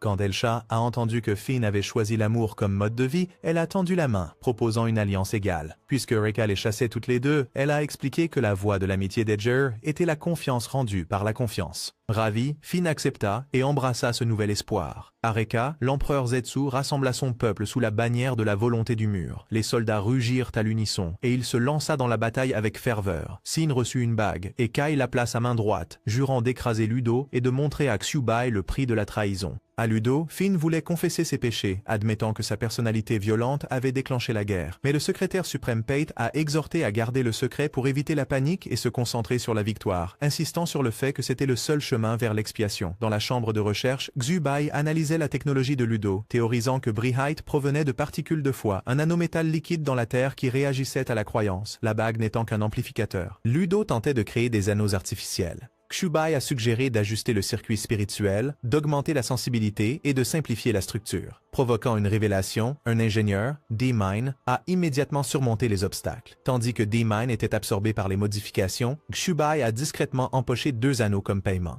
Plus tard, Fine appela Elsha et Atley en privé, confessant qu'elle craignait encore la guerre et doutait d'elle-même. Mais Elsha lui rappela qu'elle avait déjà vaincu son obscurité intérieure et que l'alliance était née grâce à elle. En entendant cela, Fine demanda si elle pouvait être amie après la guerre. Elles lui assurèrent qu'elle l'était déjà. Au conseil de guerre, Prax a rapporté que l'armée de Reka était 3 fois plus nombreuse que celle de Ludo et que les canons groupés à Sibo avaient été sabotés par des commandos et étaient en cours de réparation. Subai a affirmé que Zetsu n'attaquerait pas les points faibles, mais attaquerait plutôt la frontière de Viola, la plus proche de Maestrog, où les canons étaient quadruplés et le terrain étroit parce que Zetsu ne voyait la victoire qu'en écrasant Ludo à son point le plus fort. Pourtant, le groupe de Bak prendrait leur navire pour garder Siboé par précaution. Avec le lancement de la campagne, les villageois restaient dans la capitale de Ludo. Prax rendit visite à Werner, lui demandant de retourner au combat, mais il refusa, toujours tourmenté par le jour où il avait accidentellement tiré sur la princesse. Furieux, Prax se moqua de lui, se demandant s'il était encore vivant, et exigea qu'il se batte pour Finn. Pendant ce temps, Subai parla en privé avec Bak, disant que son apparition avait brisé le fragile équilibre du monde, et que la guerre détruirait à la fois Ludo et Reka. Ensuite, Bak unirait Linguland, fusionnant la puissance de Reka avec la technologie de Ludo pour enfin défier le mur. Bak répondit qu'il devait d'abord gagner à Sibo, car leur pire ennemi apparaîtrait sûrement là-bas, comme prévu. Au canyon de Viola, les généraux de Reka apparurent, le général de l'Ouest Go et le général du Nord Bay menant l'offensive. Prax mena la brigade blindée de Ludo dans le ciel pour les affronter, tandis qu'à la frontière de Sebo, le groupe de Bak tomba dans une embuscade tendue par Xin et Kai. Bak retourna sur le champ de bataille, laissant Atli seul pour surveiller le navire. Xin sortit pour riposter afin que Kai puisse poursuivre et capturer Subai. Subai ordonna à Bak de retenir Xin, tandis que le navire nécessitait qu'Elsha perce l'encerclement et maximise la vitesse, peu importe que Kai se précipite vers eux. Bint contrôlait le canon arrière et se préparait à tirer. Shin a chargé, se moquant de Bak pour être un lâche qui n'avait jamais tué personne dans les batailles de Brit. Bak a répondu qu'il avait changé. Il s'est envolé dans le ciel, rendant Xin impuissant, alors qu'il se désengageait à plusieurs reprises. Puis Bak a plongé, attrapant Kai et le soulevant dans les airs pour que le vaisseau puisse le tirer alors qu'il était en vol. Kai était impuissant, incapable de bouger du tout et il continuait à être attrapé et tiré, jusqu'à ce qu'il ne puisse plus se battre. Juste au moment où Bak était sur le point de porter un coup fatal à Kai, Xin s'est précipitée pour bloquer le coup mortel. Elle est revenue à sa forme humaine, s'accrochant à Bak, avec l'intention d'utiliser la bombe primordiale avec lui. Cependant, Bak s'est rapidement échappé en coupant le cordon de détonation. Il a frappé Xin une fois et l'a réprimandé, lui disant de ne pas penser à mourir pour les autres. Si elle voulait aider quelqu'un, elle devrait d'abord trouver un moyen avant de penser à la mort. Après avoir dit cela, il se transforma à nouveau et retourna vers Atli. Bak devint son arme, lui permettant de lancer une frappe dévastatrice pour percer l'encerclement ennemi avant de continuer leur mouvement. Pendant ce temps, dans la bataille de Prax, bien qu'elle dominait encore 2 généraux, elle fut soudainement prise en embuscade par l'empereur. Il lança une lance enflammée directement sur elle, l'envoyant voler contre le mur de la capitale. L'empereur reçut alors la nouvelle que Kai avait été vaincu et que le groupe de Bak avançait. Il ordonna calmement à toute l'armée de dîner et de reprendre la bataille le lendemain. Ce soir-là, Xuebi réprimanda Bak pour ne pas avoir tué Kai, disant que cela perturbait leur plan. Bak répondit qu'il ne tuerait pas un futur allié, parce que s'il voulait unifier la nation plus tard, Reka devait devenir un ami. En entendant cela, Xue était troublé, tandis que Bak se déclarait un roi qui voulait se lier d'amitié avec tout le monde. Dans la tente médicale, Kai se réveilla et on lui dit que Xin était toujours en vie. Il hurla amèrement de rage face à sa défaite. La guerre entre la nation supérieure Ludo et la République de Reka avait éclaté. Grâce aux manœuvres stratégiques de Xue combinées au combat polyvalent de Bak, Kai avait été complètement vaincu. Cependant, le pouvoir de l'empereur Zetsu semblait illimité, et même Prax avait ressenti la grande différence de force. Dans cette situation, le navire de Bak accueillit l'unité d'élite de Ludo à bord. Il les rassura qu'en combattant aux côtés d'Edger et du navire qui avait vaincu le général invaincu de Reka, ils pouvaient eux aussi devenir des héros. Sur le pont, Xuebi expliqua sa théorie des particules de foi. Selon les recherches de Ludo, ce sont ces particules qui composent les Brights. La fondation spirituelle de chaque personne sert de noyau à leur pouvoir. Un guerrier vaincu disparaissait parce que son esprit était détruit, entraînant la désintégration de son corps en particules de foi. L'anneau a accéléré ce processus. Pourtant, lorsque Bak a gagné, ses adversaires ne se sont pas dissipés, et Xuebi cherchait encore la raison de cette anomalie. Ainsi, il a décidé de rester avec eux pour percer le mystère.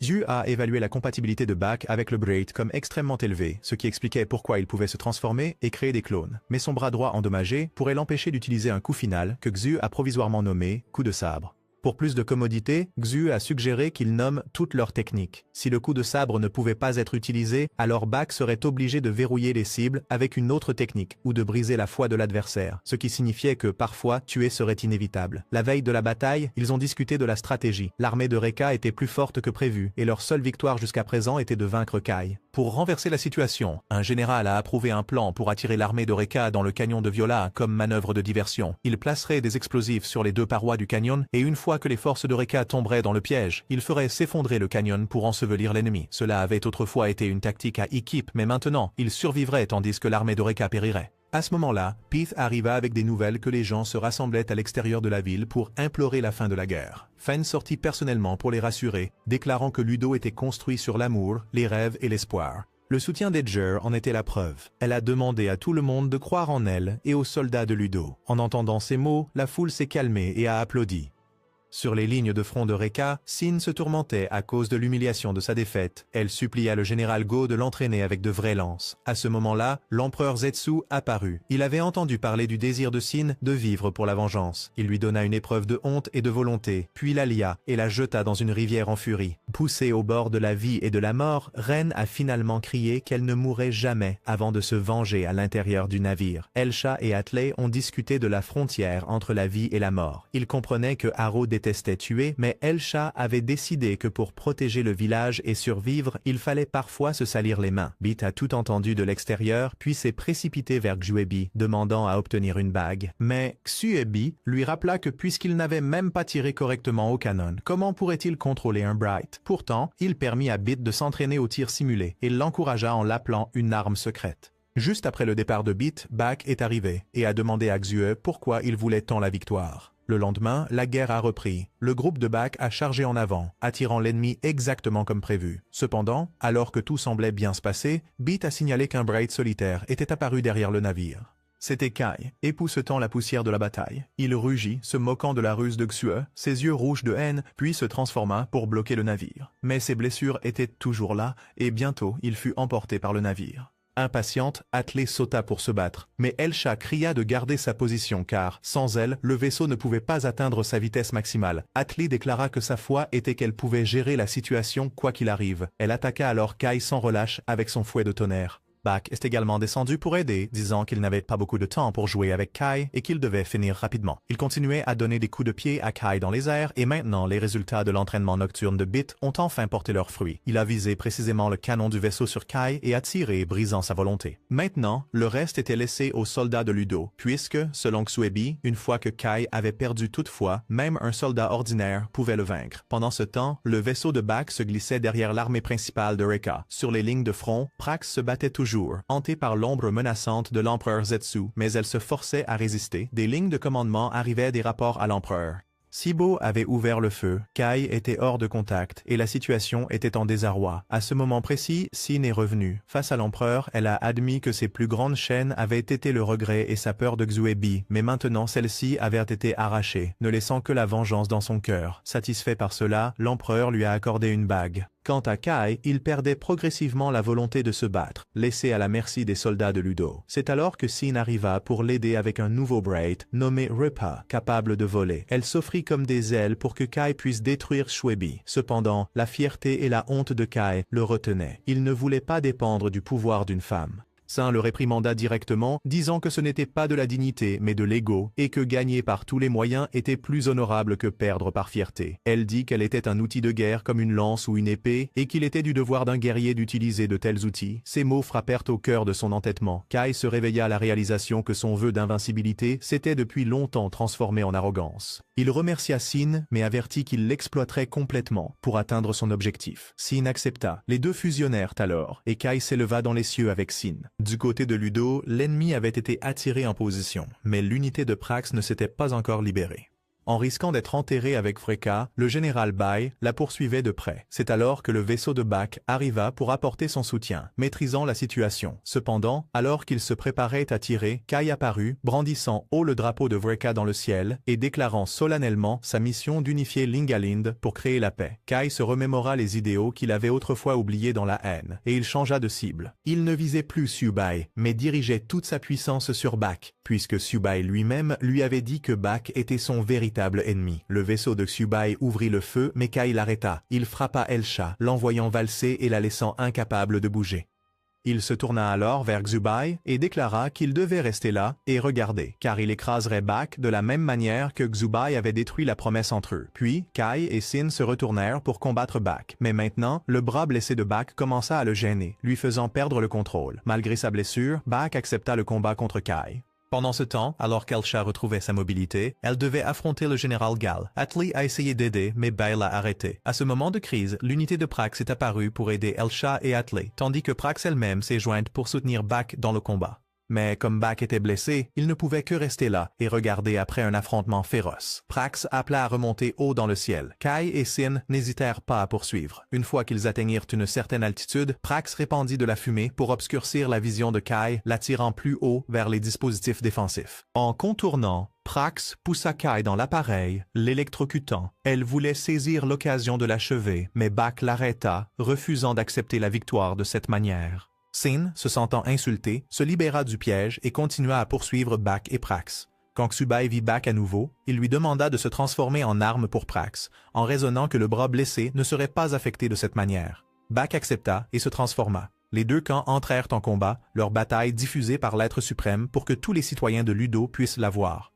Si Prax gagnait, le royaume retrouverait la foi. Mais sinon, la princesse devrait comprendre ce que cela signifiait. Avec l'avantage de son épée longue, Prax repoussa facilement la lance de Kai et s'apprêta à l'achever. Mais Kai et Sen se séparèrent. Alors qu'il tentait de fusionner à nouveau, Bak se détacha et immobilisa Sin, tandis que Kai tombait. Il lança des cordes pour lier Prax et la traîner au sol. Bak n'eut d'autre choix que de libérer Sin et de plonger après Kai, le ramenant dans le ciel, laissant Prax combattre Sin. Pendant ce temps, Bit et Xubai luttaient toujours pour attirer les forces de Vreka dans la position désignée. Voyant la situation stagner, la princesse ne pouvait plus rester immobile et décida de rejoindre le champ de bataille. Bak remonta une fois de plus Kai haut dans les airs. Il lui a dit que ce n'était pas leur piège, mais quelque chose placé là pour empêcher quiconque d'aller au-delà. Il lui a rappelé le conte de Lingaline couvert par le ciel et entouré de murs de tous côtés. Des mots échauffés ont suivi alors que Bak demandait ce que Xu avait vraiment trahi, sa nation ou une personne, mais jamais lui-même. Avant la bataille, Xubai avait avoué que son objectif était de gagner et de s'échapper au-delà du mur, pour tout apprendre sur le monde à l'intérieur et à l'extérieur. Il croyait que quelqu'un avait créé le mur pour une raison et avait envoyé Bak. Et donc, il ne regrettait pas d'avoir abandonné son pays ou son vieil ami. Pour lui, son petit esprit de génie ne pouvait se reposer que lorsqu'il avait vérifié que le monde était plus grand. Kai répliqua que c'était la rhétorique d'un homme vide sans patrie et sans foi. Bak répondit que le vide lui permettait de se mettre à la place de n'importe qui. Sen arriva à ce moment-là et la bataille reprit. Kai projeta Bak du ciel au sol, raillant que percer les mystères au-delà du mur était insensé alors que tant de gens à l'intérieur souffraient encore de la pauvreté. Il accusa Xubai de leur tourner le dos égoïstement. Mais Bak n'était pas d'accord, disant que la voix de Kai semblait comme s'il parlait à lui-même. Enragé, Sin tira sur Bak. Pendant ce temps, à bord du navire, Xubai manquait d'opérateurs. Elsha et Atlee étaient occupés à retenir Vreka. Les communications avec Arrow étaient instables et la soute à armes était sans personnel. Bit sauta immédiatement sur les commandes. Juste au moment où Kai appuyait sur Arrow, une lumière éclatante jaillit. Arrêtant le combat, la princesse Finn entra sur le terrain avec sa propre bague, se déclarant la princesse suprême de Ludo avec son brigade nommé Love Salute et proclamant sa foi que l'amour est tout. Chaque attaque contre elle s'est avérée inutile.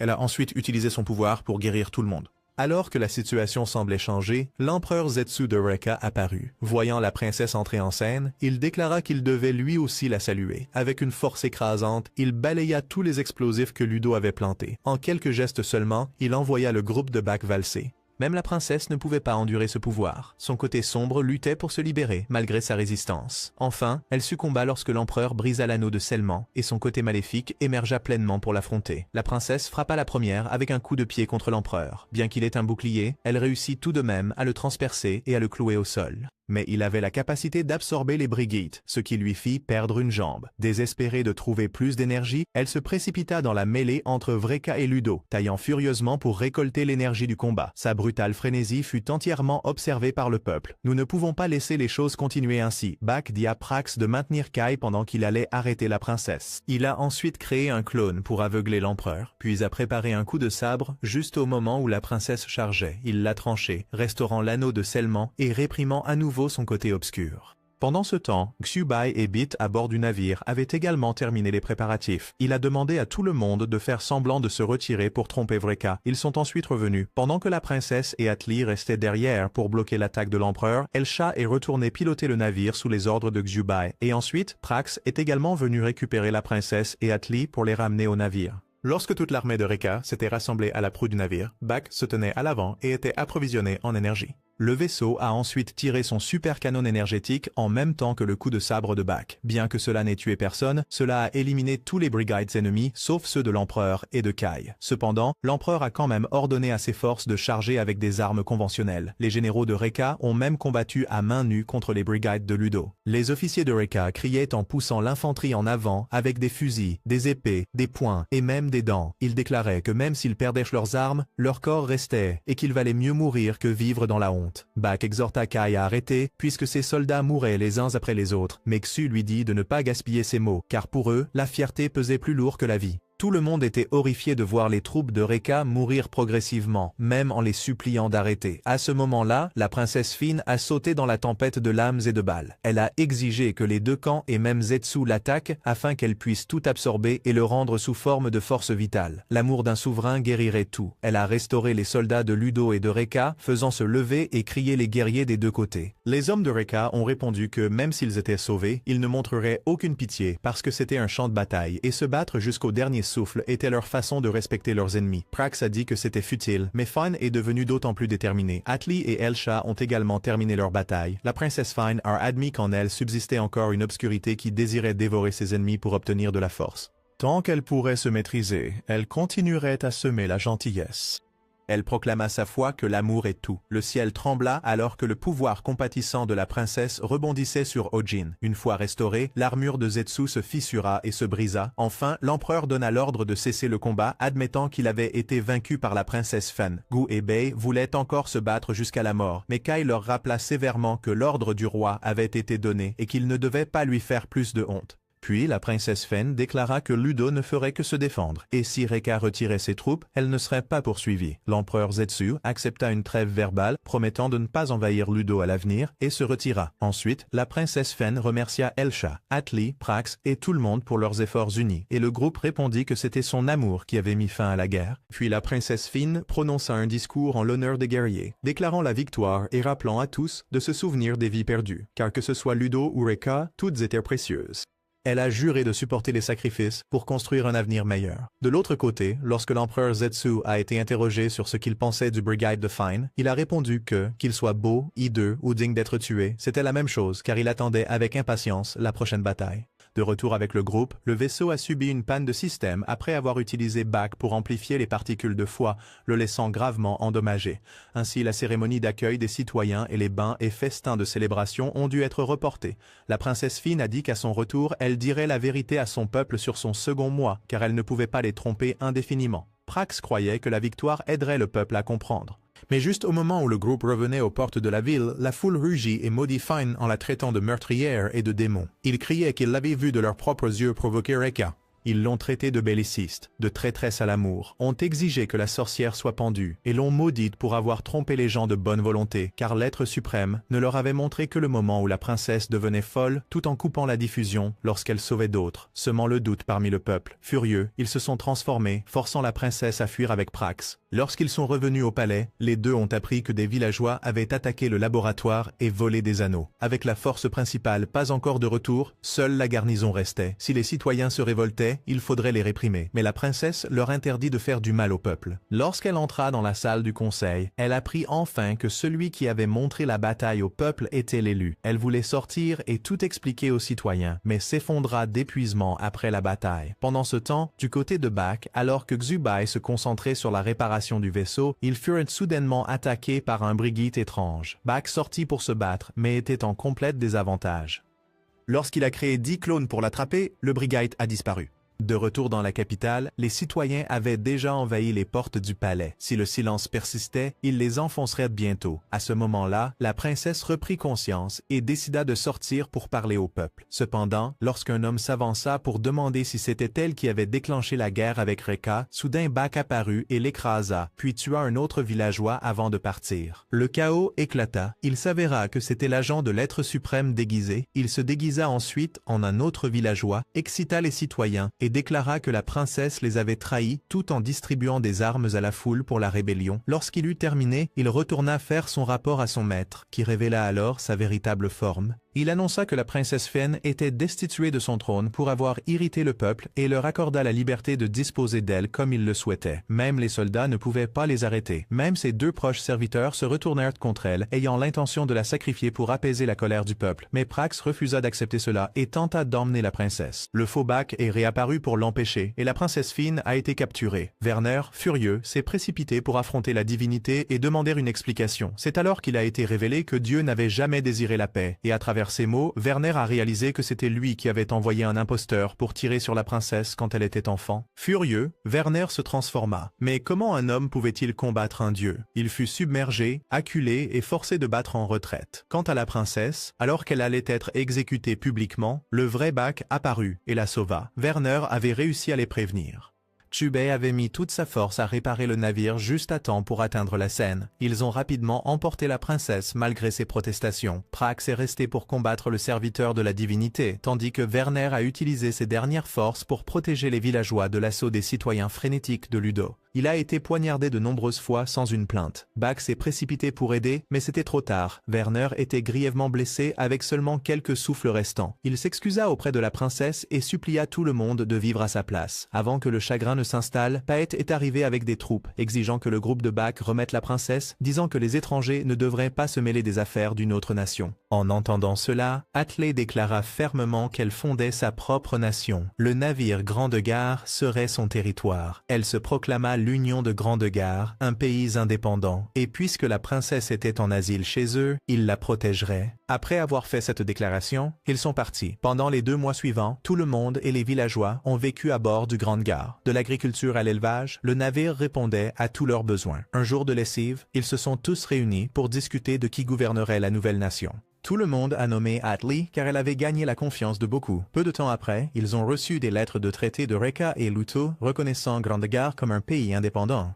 Atlé a reçu une tenue spéciale, digne d'un souverain. Le jour de la signature du traité, Bach et Xuebi sont partis brièvement pour une course. Peu après, de nombreux seigneurs et dirigeants de petites nations sont venus à Grande-Gare pour assister à la cérémonie de signature, y compris le groupe des hommes séduisants. À ce moment-là, Paet est arrivé pour railler que la princesse Fen avait perdu son trône. Pourtant, elle l'a accueilli avec un sourire. Avant qu'il ne puisse se vanter davantage, l'armée de Luto a annoncé qu'elle avait abandonné la nation de Luto pour suivre Prax, car au final, il souhaitait seulement servir la princesse. Non loin de là, une silhouette mystérieuse observait tout. Pendant ce temps, dans la République de Reka, les gens s'entraînaient à abattre les Brites avec la seule force humaine. Mais à part l'empereur, personne n'avait encore réussi.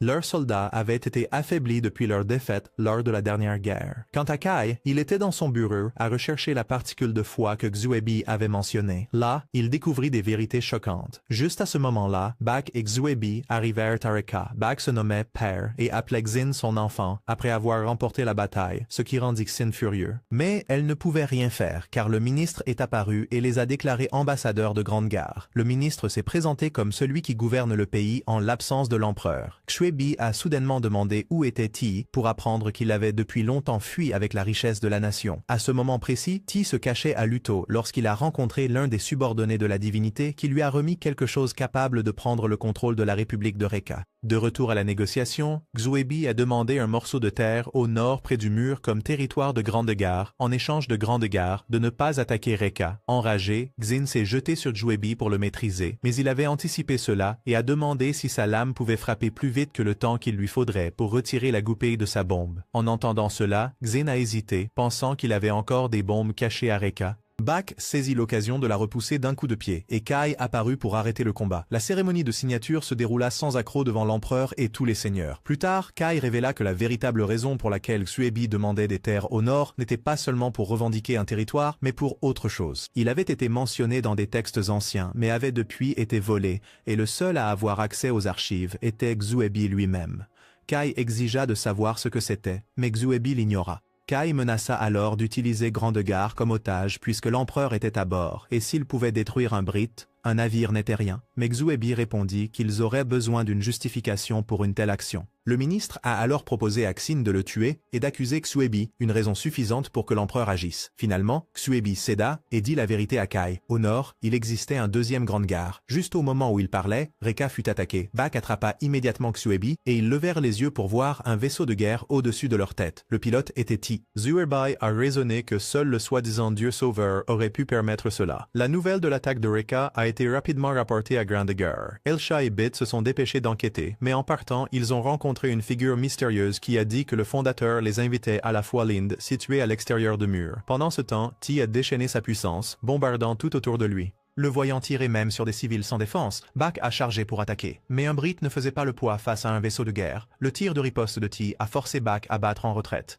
Elsha a appelé, exhortant Bak à revenir. Au début, il a refusé, mais quand elle a mentionné un secret sur le mur, il a obéi. Ti est devenu plus arrogant, ordonnant à tous les citoyens de Rekka de se soumettre ou de faire face à un feu impitoyable. Le ministre a suggéré de se rendre, en raisonnant que le peuple était le plus grand trésor de Rekka. Sur Grande Gare, la figure mystérieuse a rencontré Bak à nouveau. Ravi, Bak a demandé des informations sur le mur, et la figure a dit que le fondateur avait déclaré que Bak était le nouveau venu, et que c'était le vaisseau du destin. Il a exhorté Bak à visiter le site sacré de la foi, les montagnes épitaphes, avant de partir.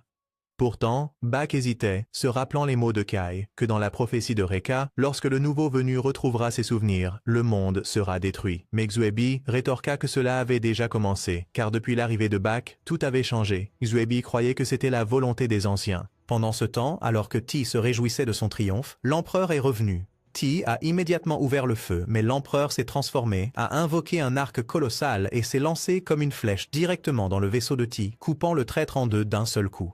Grâce au vaisseau de Ti, Rekka s'était presque complètement rétabli, possédant désormais d'innombrables anneaux et leur propre vaisseau de guerre, ne craignant plus Grande Gare. L'échec de Ti fut rapporté par Paët à la divinité, mais le dieu était indifférent, ne se souciant que de Grande Gare. Il donna un anneau à Paët et lui ordonna d'accomplir sa mission. Bientôt, Paët évacua tous les citoyens de Luto et utilisa l'anneau pour faire surgir un autre navire de sous la terre. Il ordonna à ses forces de marcher et de s'emparer de Grande Gare. L'être suprême contacta même directement le groupe de Bak pour les avertir à l'avance. Pourtant, le véritable mystère demeurait. Comment avait-il su pour le navire et pourquoi en avait-il donné un à Rekka? Pour résoudre cela, Bak décida qu'ils enquêteraient sur la foi Lind, qui pourrait détenir la clé pour protéger Grande Gare des assauts de Rekka et Ludo. Tout le monde a commencé ses préparatifs. Dans les jours suivants, lorsque Grande Gare s'est approché du mur, Ludo avait déjà rattrapé son retard, et Paët a ordonné aux cuirassés d'ouvrir le feu. Atley a déployé les forces de Prax, et elles ont commencé à balayer les unités de Ludo. Mais l'ennemi était trop nombreux. Réalisant la situation, Shubi a appelé Bak à se préparer. Elja a ensuite dirigé le navire directement vers Ludo, et Shubi a ordonné au navire de se transformer, levant son canon vers le ciel. Après cela, Bak exécuta à nouveau le mouvement combiné avec Grande Gire, déclenchant une explosion dévastatrice qui anéantit tous les Brigites. Après avoir mis fin à une vague de l'assaut, ils forcèrent toutes les troupes de Ludo à reprendre forme humaine. Bien que le vaisseau fût gravement endommagé, tout le monde poursuivit alors son voyage. La personne mystérieuse réapparut, instruisant le groupe de Bak de foncer directement dans le mur. Avant de partir, Shubi a libéré de la fumée pour les dissimuler de la vue de Ludo, et Grangir a foncé en avant, réussissant à passer à leur grande surprise. Cependant, derrière le mur se trouvait encore un autre mur dans le cockpit. La personne mystérieuse expliqua que ce qu'ils voyaient normalement n'était qu'un mur ordinaire déguisant la montagne sacrée et seuls ceux invités par le fondateur pouvaient passer. À ce moment-là, Bit regarda dehors et vit d'étranges piliers. Lorsqu'il regarda de plus près, il réalisa qu'il s'agissait de têtes humaines. Prax vit même le visage de son frère parmi elles et se précipita pour enquêter mais fut arrêté. La figure se révéla être le créateur. Il expliqua que les visages étaient ceux de ceux qui avaient péri à Lingalint et que leurs âmes s'étendaient du sommet de la montagne jusqu'au ciel. La raison pour laquelle il voulait rencontrer Bak était pour qu'il parle au monde. Bak était un enfant perdu de l'autre côté du mur, et parce qu'il était perdu, il aspirait à retourner dans le monde où il était né. Il força alors Bak à se souvenir de la mission de celui qui avait été envoyé. Le corps de Bak éclata d'une puissance inconnue, lui causant une douleur atroce. En même temps, le mur illusoire derrière eux disparut, ouvrant un chemin pour que Ludo fasse irruption. Ludo captura rapidement Grande Gire et le bombarda. Elsha se préparait à tourner le vaisseau pour riposter, mais Bak se sépara de la formation, insistant pour affronter Ludo lui-même. Les autres l'exhortèrent à revenir et à se coordonner, mais Bak ne semblait plus être lui-même. Il se précipita seul dans le barrage, balayant à lui seul les forces de Ludo, puis fit face au Dreadnought. Pith resta calme, raisonnant que les attaques de Bak ne tuaient jamais, donc il serait en sécurité. Mais l'instant suivant, au milieu des cris désespérés de Pith, il se dissout sous les yeux de tous. Le coup de Bak avait réellement tué Pith. Horrifié, Bach paniqua et s'excusa, réalisant que c'était la première fois qu'il prenait une vie. Puis, en lui, un système annonça que la connexion était complète et initia le processus de purification. Immédiatement, Bach et le Dreadnought anéantirent ensemble d'innombrables soldats, tandis que de plus en plus de visages apparaissaient sur les piliers. Bach cria, suppliant que cela s'arrête. Alors que le pouvoir en lui devenait incontrôlable, tout le monde se regroupa à Grande Guerre pour discuter. La prophétie de Rekka selon laquelle le nouveau venu, en atteignant la conscience de soi, détruirait le monde s'était réalisée. À ce moment-là, le serviteur de l'élu, Dissonanza, apparut avec Rudolf. Rudolf avoua qu'il connaissait depuis longtemps la prophétie et avait reçu un décret divin du ciel. Il a révélé que le nom Bach-Arrow était en fait l'être envoyé par Dieu pour mettre fin au monde. Lingilint n'était qu'un fruit sur un arbre planté par Dieu, et lorsque le fruit devenait trop gros, il devait être récolté. Arrow avait été envoyé pour le récolter, mais à son arrivée, il a perdu des parties de sa mémoire et de son pouvoir. Maintenant, Dieu ordonna à Rudolf de corriger l'erreur et d'éveiller la véritable forme d'Arrow. Rudolf se lança alors dans un hymne frénétique, exaltant la calamité. Au milieu de ses chants délirants, Bach continua de se déchaîner, massacrant tout Ludo sans pitié. Prax réalisa qu'il avait orchestré tout cela depuis le tout début. Il admit avoir laissé Rekka et Ludo acquérir des cuirassés afin d'attirer Arrow à la montagne Épitaphe, l'endroit le plus proche de Dieu pour déclencher sa véritable nature. Il a en outre révélé qu'il n'était pas un Lutoéan, mais celui choisi par Dieu pour maintenir l'ordre. Bach fut horrifié d'apprendre qu'il ne pouvait pas quitter le Brigite tant qu'il n'avait pas récolté l'intégralité de Lingilint. Rudolf incita Bach à effacer Grande Guerre ensuite. Dans le désespoir, Arrow rassembla toute sa volonté pour bloquer l'explosion dévastatrice. Il appela immédiatement ses camarades, les suppliant de détruire le Dreadnought, car il amplifiait son pouvoir et il ne voulait plus tuer de gens. Elsha croyait qu'Arrow pouvait encore se contrôler, mais Arrow avoua qu'il était à sa limite absolue et qu'il pouvait s'effondrer à tout moment. Tout l'équipage se tourna vers Chubby. Chubby résolut de tirer sur la proue de Maestrog pour séparer Bach du système d'amplification et ensuite abattre le navire. Il ordonna à Arrow de fuir vers un endroit sans personne et promit de retenir Rudolf pour trouver un moyen de le sauver. La princesse Finn voulait sortir, mais Chubby lui dit de laisser Prax, qui avait été formé pour le combat aérien, prendre le rôle. Ils ont ensuite tiré des canons sur Bach, tandis que Dissonanza utilisait le Phantasmon pour causer des perturbations. Mais Atli a lié ses jambes, donnant à Prax l'ouverture pour déclencher Noble Hurricane et repousser Dissonanza. Toute l'équipe serra les dents et resta concentrée sur le véritable objectif, libérer Arrow au lieu de poursuivre l'appât de l'ennemi. Beat a déployé toutes les armes disponibles et a réussi à détruire le Dreadnought de Ludo, permettant à Bach de se libérer et de s'envoler. Chubby ordonna alors à Elsha de retourner vers la montagne Épitaphe parce que Rudolf venait de révéler imprudemment que c'était l'endroit le plus proche de Dieu. Cela signifiait que s'il y avait un endroit où Dieu pouvait être exposé, c'était là. Cependant, Rudolf avait anticipé le plan de Chubby et érigé un mur bloquant leur chemin. Les attaques normales ne pouvaient pas percer. Tandis que Chubby se creusait la tête pour trouver une solution, Beat sortit un fragment des restes de Rakugo qu'il avait secrètement gardé. Chubby l'examina et réalisa que c'était la clé pour renverser leur situation. Chubby commença à étudier Rakugo pendant qu'il restait piégé, alors que Bach, bien qu'ayant échappé et étant retourné à l'intérieur du mur, se retrouva incapable de retirer l'anneau. Peu après, les communications de Granger furent coupées, probablement parce que Rudolf avait créé un autre mur temporaire, tout comme lorsqu'il avait bloqué Ludo auparavant. Shu en déduisit que si Rudolf était occupé à bloquer une route, cela signifiait qu'une autre sortie devait exister. Elsha et Atley se demandaient s'il était même possible de résister à Dieu, mais Beat les rassura calmement, en leur disant que Shu était toujours enterré dans son laboratoire comme toujours, et qu'il trouverait un moyen. Shu lui-même a admis qu'il jouait son intellect contre la volonté de Dieu. Il a convoqué la princesse Finn pour une réunion privée.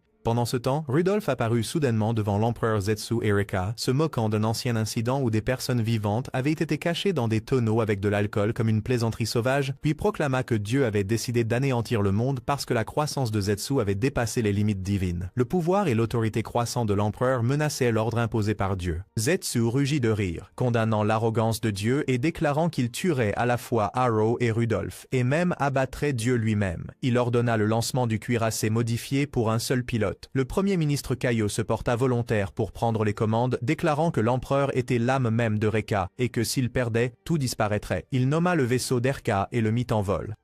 Sur Granger, lorsque Atli a essayé de discuter de leurs prochaines actions, le doyen du village a parlé au nom du peuple, disant qu'ils avaient décidé de suivre les jeunes jusqu'au bout, car Edger n'avait de toute façon plus d'avenir. Elsha a accepté leur confiance, devenant plus déterminé. Pendant ce temps, Buck continuait sa lutte intérieure, essayant de mettre fin à sa propre vie pour arrêter la catastrophe. Mais l'anneau ne le permettait pas. À ce moment-là, Rudolf a soudainement soulevé le mur temporaire, et Granger a immédiatement avancé, Prax déployé. Elsha poussa le vaisseau à pleine vitesse et la princesse Finn supplia qu'il devait trouver Arrow avant que Zetsu ou Rudolph ne puissent agir.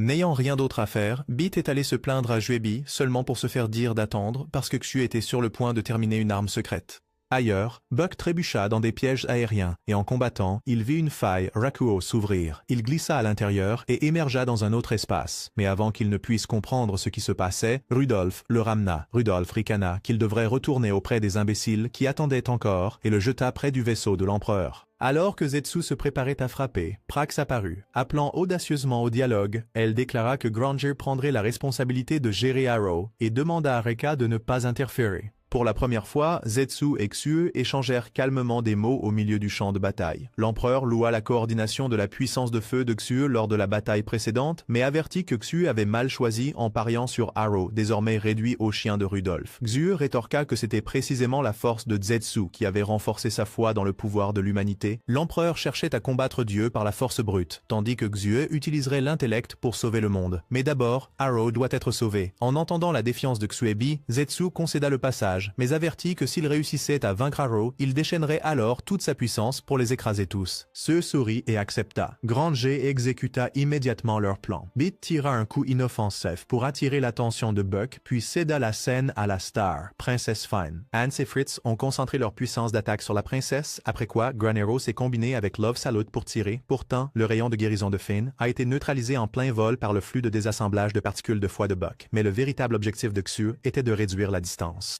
Finn se transforma alors en sa sombre personnalité et plongea dans la portée létale, ayant accepté le risque de disparaître si elle se surexposait. Finroar, à l'intérieur de la princesse, accepta de coopérer car elle aussi détestait Rudolph, et grâce à sa capacité à absorber et reconstruire les particules de foi, Love Salute neutralisa une partie du courant destructeur. Finn tendit la main en arrière et arracha l'anneau Brihate d'Arrow. À cet instant même, la sombre persona de la princesse s'estompa, les deux se disant adieu pour la dernière fois.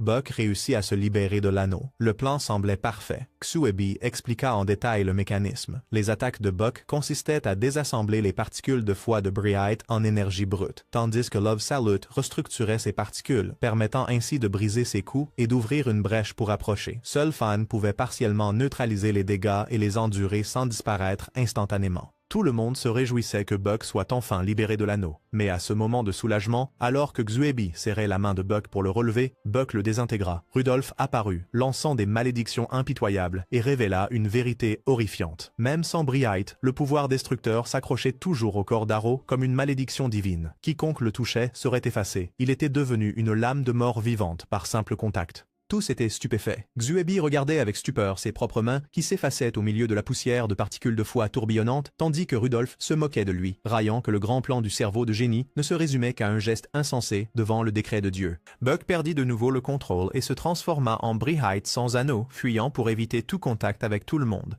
Prax ordonna immédiatement à Hans et Fritz de s'armer et d'évacuer les citoyens de Ludo, mais Rudolph les bloqua avec violence, raillant que Dieu exigeait encore plus de sacrifices. Dissonanza réapparut pour les obstruer. À ce moment-là, Senekai se précipitèrent pour la combattre. Bien qu'ils ne soient pas du même camp, Xuebi avait été un proche ami de Kai. Les deux unirent leurs forces contre Dissonanza. À leur grande surprise, elle fut effectivement blessée. Profitant de l'instant, Sin et Kai l'ont abattue ensemble, la tuant. Suspendu dans le ciel, Kai observa froidement la tragédie, déplorant que c'était le prix que Xuebi devait payer pour avoir été effacé par Arrow lui-même. Il jura ensuite de construire une nation où les pauvres pourraient vivre en paix, le rêve même qu'il avait autrefois accusé Xue d'abandonner. Le groupe était bouleversé par la perte de leur stratège. Beat, cependant, refusa de céder. Il se remémora les jours de désespoir à Edger et déclara carrément que, comparé à la faim et à la pauvreté qui les avait autrefois dévorés, Dieu n'était rien à craindre. Ils avaient encore des armes et ils étaient bien plus forts maintenant. La princesse Finn a supplié Granger de retourner à Ludo et de sauver le peuple, car pris entre Rudolph et Rika, il serait anéanti. L'équipe a accepté, et Beat a remis à Fine une nouvelle bague que Xu avait préparée à l'avance, preuve que même en tombant, Xu avait assuré un plan de secours pour ses camarades. Prax est entré dans la capitale pour appeler à l'évacuation. Les citoyens qui maudissaient autrefois Granger fuyaient maintenant, alors qu'elle tirait des coups de semonce pour démontrer la destruction imminente. Rudolph est apparu devant elle avec aisance, révélant sa philosophie tordue. Dieu était soutenu par la lutte de l'humanité pour la survie, et le jour où Linguline périrait serait aussi le jour où il expirerait, mais son âme servirait de nourriture impur pour Dieu. Il considérait toute création humaine comme dénuée de sens. Prax brûlait de rage en apprenant comment il avait perverti les cœurs de Ludo, transformant leur amour pour Finn en haine, et comment il avait orchestré le tour de l'oiseau lâche qui laissa son frère Werner dans un regret éternel. Elle cria qu'elle le tuerait pour son frère et sa nation. Rudolf se moqua en disant qu'elle et son frère avaient tous deux abandonné leur pays. Prax chargea, mais ses mains invisibles la saisirent. Juste au moment où il était sur le point de l'écraser, Bak est apparu pour la sauver. Il a exigé que Rudolf rende tout le monde et le rétablisse à la normale, sinon il serait effacé. Rudolf le provoqua délibérément, invitant Aero à l'éliminer. Mais une loi gouvernante le protégeait, le rendant inaccessible à l'émissaire envoyé par Dieu. Le pouvoir de Bak ne pouvait toucher Rudolf en raison de la volonté de Dieu. Furieux, il ne pouvait rien faire. À ce moment-là, les hôtes sont enfin entrés. Le ciel résonnait du tonnerre des tambours de Darka. Kaio pilotait le vaisseau de guerre de Reka. En utilisant des anneaux pour permettre aux soldats de voler facilement, Kai et Sin se sont fusionnés, tandis que Zetsu menait ses troupes directement au front et déclarait la guerre, rugissant que Reka décapiterait Rudolf et son dieu. Rudolf manipulait Aero comme un canon pour ouvrir le feu. Bak a libéré son rayon destructeur, mais l'empereur a calmement détourné la lumière mortelle en utilisant les particules de foi dans l'air. Kei loua les yeux perçants et le calme de l'empereur. Zetsu hurla l'ordre à toute l'armée de charger Rudolf. Une fois de plus, Rudolf fit tirer plusieurs rayons destructeurs par Bak sur les troupes, mais l'empereur utilisa son pouvoir pour conjurer des miroirs qui reflétaient chaque explosion. Voyant cela, Rudolf attaqua les environs avec ses mains invisibles. Les grands généraux, avec l'escouade de Prax, unirent leurs forces pour résister tandis que l'empereur faisait face directement. Il lui dit qu'il le tuerait s'il laissait Dieu continuer à le contrôler. Bak, résigné, répondit que si l'empereur pouvait le faire, alors qu'il le fasse rapidement. En entendant cela, l'empereur se sentit déçu. Peut-être que Shubei était mort pour rien.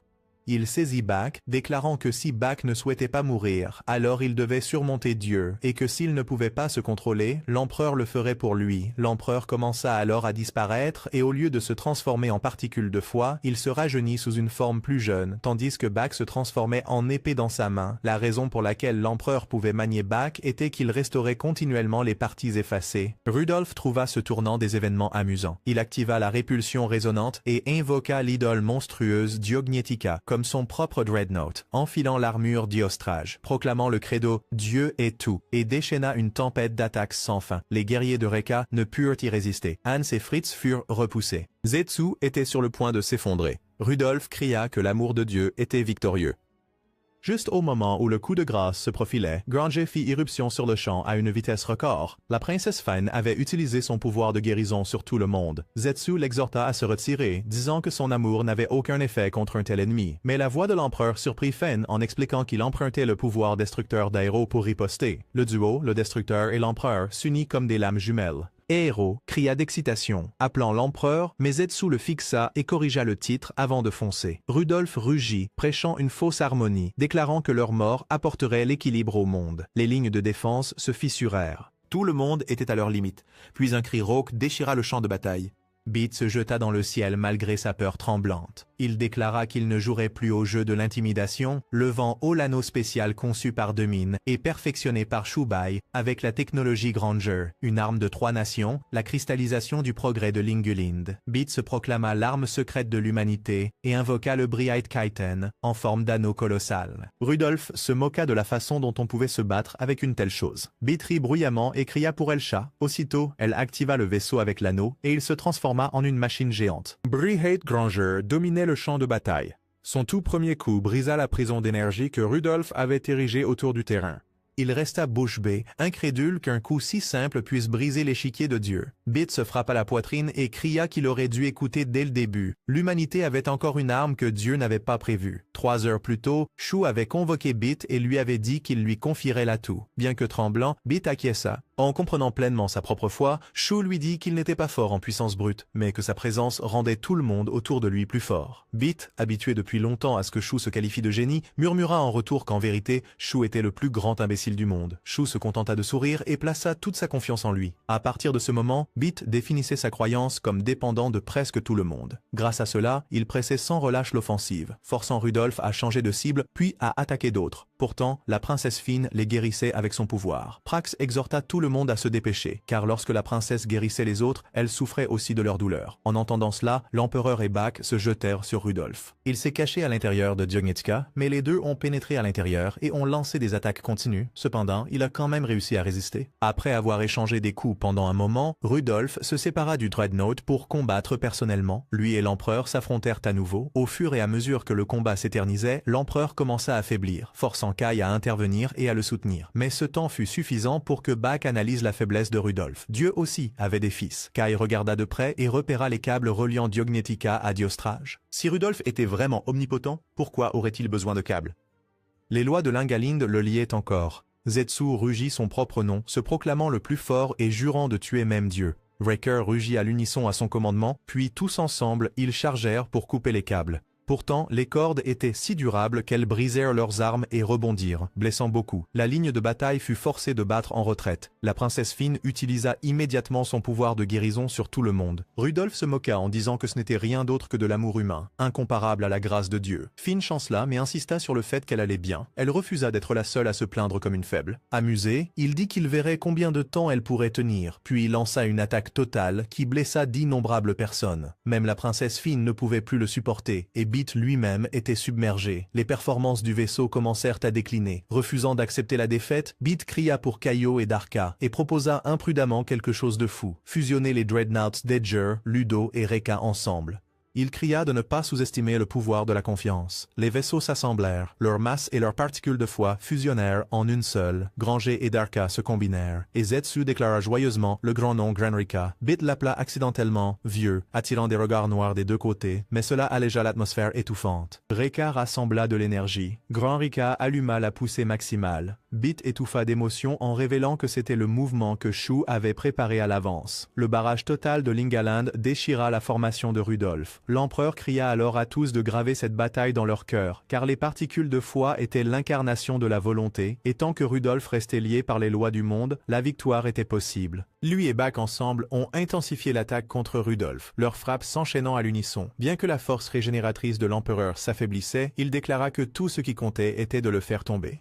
À ce moment-là, Bak a libéré son pouvoir, permettant à l'empereur de détruire l'arme de Rudolf. Zetsu et Aero ont ensuite combiné leurs forces. Il a conjuré un arc de lumière et tiré des flèches jumelles alors que lui et Bak fonçaient droit sur Rudolf. Tous ont acclamé en triomphe jusqu'à ce que Rudolf dise soudainement « merci ». Il s'était délibérément laissé transpercer. Saisissant l'occasion de la blessure, il inonda Aero de la volonté de Dieu, éveillant la forme primordiale du destructeur. Il utilisa ensuite Bak pour poignarder l'empereur. Kai se précipita, mais Dissonanza sauta pour bloquer tout le monde, liant les spectateurs, les forçant à assister à la chute de l'empereur. Aero, contrôlé, s'excusa auprès de Zetsu. Rudolf porta le coup de grâce, mais Zetsu refusa de mourir en silence. Il reproduisit la technique de la sombre personnalité de la princesse qui avait autrefois pris le pouvoir. Il mourrait, mais il entraînerait Rudolf avec lui. L'empereur a alors retiré toutes les bagues en lui-même avant sa fin. Il rugit à travers Linguland, proclamant que chaque personne décide seule de son propre chemin dans la vie, que l'esprit combatif définit l'humanité, que même si Dieu est l'ennemi, ne renoncez pas. Suivez le chemin tracé par vos propres mains. Son rugissement se dissipa dans le ciel. Avec cela, il disparut, laissant tout le monde en larmes. Une explosion suivit, emportant tout sur son passage. Ce soir-là, tous pleurèrent l'empereur, jurant de lui organiser de grandioses funérailles comme si ce n'était pas ce jour-là. Prax enquêta, mais ne trouva aucune trace de Bak, Rudolf ou Dissonanza. À ce moment-là, des nouvelles arrivèrent de la ferme du beau garçon. Bak était là, détruisant tout. En entendant cela, Kai et Sin partirent au combat, car ils avaient promis à l'empereur de vaincre Bak. Mais Bak tirait seulement au hasard autour de lui. Kai l'affronta alors. Aero déplora que plus personne ne pouvait l'arrêter. Kay a calmement levé sa lance et a libéré un destructeur du ciel sombre, formant une sphère de ténèbres qui a frappé Bak. À leur grande surprise, cela a réussi à détruire un de ses bras. Kai avait compressé des particules de foi en une obscurité si dense qu'elles ne pouvaient pas être effacées avant d'atteindre sa cible. Déchiré, Bak a esquissé un faible sourire triste car enfin quelqu'un l'avait poussé au bord de l'anéantissement. Kay admit que cette technique, il l'avait apprise de l'empereur Zetsu, disant que c'était la croyance d'ouvrir un chemin là où il n'y en a pas. Et il l'avait combinée avec la croyance d'être sans égal, sans hésitation, sans peur. Une seule lame perçant les cieux. Kay rassembla sa puissance, ayant l'intention de porter le coup final. Aero ferma les yeux comme s'il acceptait, mais au moment même de la vie ou de la mort, un champ de force explosa, une figure gigantesque se tenait entre les deux, une voix familière résonna, c'était Shubai. Il dit qu'il avait promis de sauver Bak, Tout le champ de bataille s'est figé car il ne comprenait pas pourquoi Shu était devenu si gigantesque. Shu est apparu juste à temps et a donné une bague à Bak. Après cela, il a pu toucher Bak. Il a confirmé qu'il avait corrigé les données d'Arrow et effacé sa capacité destructrice. Grâce à cela, Arrow a pu libérer Briate et revenir à la normale. Cependant, Kai doutait de l'énorme figure devant ses yeux, mais Elsha et les camarades ont confirmé que c'était bien Shu. Shu a expliqué que son vrai corps dormait à l'intérieur de Granger, tandis que cette forme géante n'était que son Briate. Auparavant, il avait confié à Beat la garde de son corps pendant 3 jours comme un pari prédit. Si le temps est dépassé, alors retirez le Warper pour que sa conscience puisse revenir.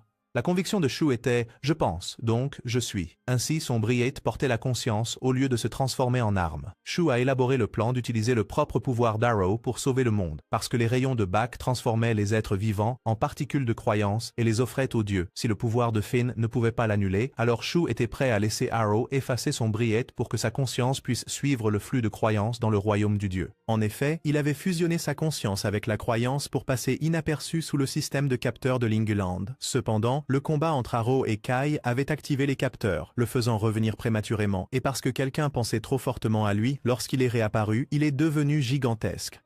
Ensuite, Wrecker a exigé de capturer Arrow parce qu'il avait causé la mort de l'empereur Zetsu. Arrow a accepté la culpabilité parce qu'il croyait que s'il avait tué beaucoup, alors il devait payer. Cependant, Granger s'y est opposé. Atlee a pris la parole, demandant son retour. Kai a averti que les paroles d'un leader étaient une politique nationale. Les deux camps étaient tendus lorsque le groupe d'hommes séduisants dirigé par Bray, Brian et Gordon est intervenu, déclarant que ce territoire était sous leur souveraineté. Si Rekka forçait, alors ce serait une infraction. Il serait contraint d'agir même s'il n'était pas aussi fort que Rekka. Il devait encore à Arrow et ne pas laisser quiconque le prendre. À ce moment-là, Shu proposa d'échanger des informations sur la véritable nature du monde en échange d'Arrow, car en errant dans le domaine de Dieu, il avait réalisé beaucoup de choses. Ensuite, tout le monde organisa un festin chez Granger. Après avoir mangé, tout le monde commença la réunion. Shu dessina le diagramme de l'univers créé par Dieu, des sphères Lind suspendues. Linguland n'était qu'un Lind parmi eux. Le centre où les Lends se connectaient était le sanctuaire. Les signaux électriques des formes de vie étaient convertis en énergie pour nourrir Dieu. Les Briates existaient pour concentrer la croyance pure. La conscience des morts se transformait en particules de croyance et était collectée dans des conduits. Les piliers crânes du mont Épitaphe étaient des stations de collecte. Tout Lind déviant de la norme serait effacé comme on abat du bétail sauvage. Si Arrow cessait d'être le destructeur, alors Dieu passerait à un autre plan. Toute la salle était enragée en réalisant qu'il n'était rien d'autre que du bétail. Breu cria qu'il se battrait comme avant. Rekka poursuivrait la volonté de l'empereur. Fine et Atlee espéraient tenter des négociations par la parole, mais Shu a dit que le chemin vers le sanctuaire ne pouvait pas être parcouru de la manière habituelle parce que les tubes Rakuho déformèrent l'espace avec des anomalies dépassant la technologie actuelle. Seule une conscience fusionnée avec la croyance pouvait passer. À ce moment, Arrow a confirmé qu'il était une fois tombé dans un puits Rakuho pendant un instant et avait été ramené par Rudolph. Ainsi, tout le groupe a convenu de retourner au mont Épitaphe pour étudier le mécanisme de Rakuho. Breu a proposé une alliance temporaire en raison de l'objectif commun de rencontrer Dieu. Granger a accepté. Rekka hésitait, craignant qu'Arrow ne retrouve un pouvoir destructeur. Mais Shu a dit que la probabilité que Linguland soit effacé immédiatement était encore plus grande. Tout le monde a demandé l'avis de Bak. Il était toujours tourmenté, se demandant pourquoi il avait perdu la mémoire et voulait sortir du mur. Personne n'avait de réponse complète. Cela rendait Bak très effrayé de tuer quelqu'un accidentellement. À ce moment-là, Kai dit froidement que s'il avait si peur du péché qu'il tremblait toute sa vie, alors il devrait plutôt mourir. Il a défié Arrow en duel en tant qu'homme, pas en tant que général. Bak, après avoir écouté, a également accepté. Le combat entre les deux a commencé, et Bak n'avait pas besoin d'utiliser une épée. Le duel s'est déroulé, Arrow esquivant continuellement, tandis que Kai criait pour qu'il ressente le poids de ce qu'il avait causé, rejouant chaque coup puissant de son épée. Beat et les autres étaient inquiets, mais ont remarqué qu'Arrow tenait toujours bon et refusait de s'effondrer. Au milieu de la tempête d'attaque, Arrow réalisa soudain que son instinct d'esquiver était parce qu'il ne voulait pas mourir. Il avait encore des amis à protéger. Il cria qu'il rejetait la mort et riposta à Kai avec un coup. Kai était très satisfait et sortit alors l'arme de l'empereur, imitant immédiatement la technique de Zetsu, libérant le Demon Nether Road Slash avec un domaine sombre compressant les particules de croyance à l'extrême, mais au moment décisif, Arrow bloqua l'attaque à main nue. Il a avoué que depuis qu'il savait qu'il était le destructeur, il s'était demandé pourquoi il continuait à se battre aux côtés de tout le monde. La partie de lui qui voulait sauver les gens était-elle un mensonge ou non? Maintenant, il comprenait que ce qu'on appelait l'erreur système en lui était ce que tout le monde avait inculqué en lui. Elsha, Atli, Shu, Ren, Kai, Fine, Prax et tous les habitants de Linguland, avec leur puissante volonté de vivre, l'avaient transformé d'un destructeur en sauveur. Il jura de résister à la volonté d'effacement de Dieu, se proclamant l'incarnation de la croyance de Linguland, y compris celle de Zetsu. Il cria qu'il porterait tous les destins qu'il avait effacés avec ses mains. Kay lui a dit de le prouver avec ses mains, puis tous deux se sont précipités dans un combat à main nue. Tout le monde s'est réjoui en voyant Arrow revenir pleinement. Après le combat, Elsha et Atli, en larmes, coururent embrasser Bak, et Bit en profita également pour se précipiter et voler un câlin. Lors de ce voyage, Elsha avait envoyé les villageois séjourner à la ferme du beau garçon, car ce serait trop dangereux s'il y avait des personnes âgées et des enfants. Pendant ce temps, Chubai passait du temps avec Kai à se remémorer le passé. En vérité, la mort de l'empereur avait été prévue par Chu pour que Kai puisse prendre le trône et construire le monde parfait qu'il s'était autrefois promis. Il avait même rédigé quelques politiques de développement national pour Kai, mais Kai a refusé de les lire. Sachant que Chu avait caché une cicatrice sur son bras, ils ont convenu de lire les politiques ensemble une fois qu'ils auraient vaincu Dieu et compris ce monde. Kai a juré d'aider Chu à réaliser son rêve, et les deux ont de nouveau prêté serment ensemble. Saint, observant de loin, était également satisfait. Après cela, le voyage vers le mont Épitaphe commença. Ils passèrent facilement à travers le mur. Dehors, les âmes entassées des morts s'élevaient encore haut. Tout le monde a observé une minute de silence pour eux. À ce moment-là, Rudolf, encore en vie, est apparu. Il a déclaré qu'il vivrait jusqu'à la fin de ce monde. Il a dit que Dieu avait abandonné Linguland et qu'il était venu ici pour rendre son jugement. Puis un gigantesque Rakuho est apparu en plein milieu de Linguland. Il a commencé à s'activer, rétrécissant les murs. Les gens ont paniqué et se sont enfuis. Voyant la situation empirer, Chubai ordonna à Kai et à quelques autres de retourner et de détruire le Rakuho pendant qu'ils restaient pour combattre Rudolf. Rudolf avait forgé une lance à partir des âmes des morts et l'avait lancée sur Granger, clouant le navire au sol.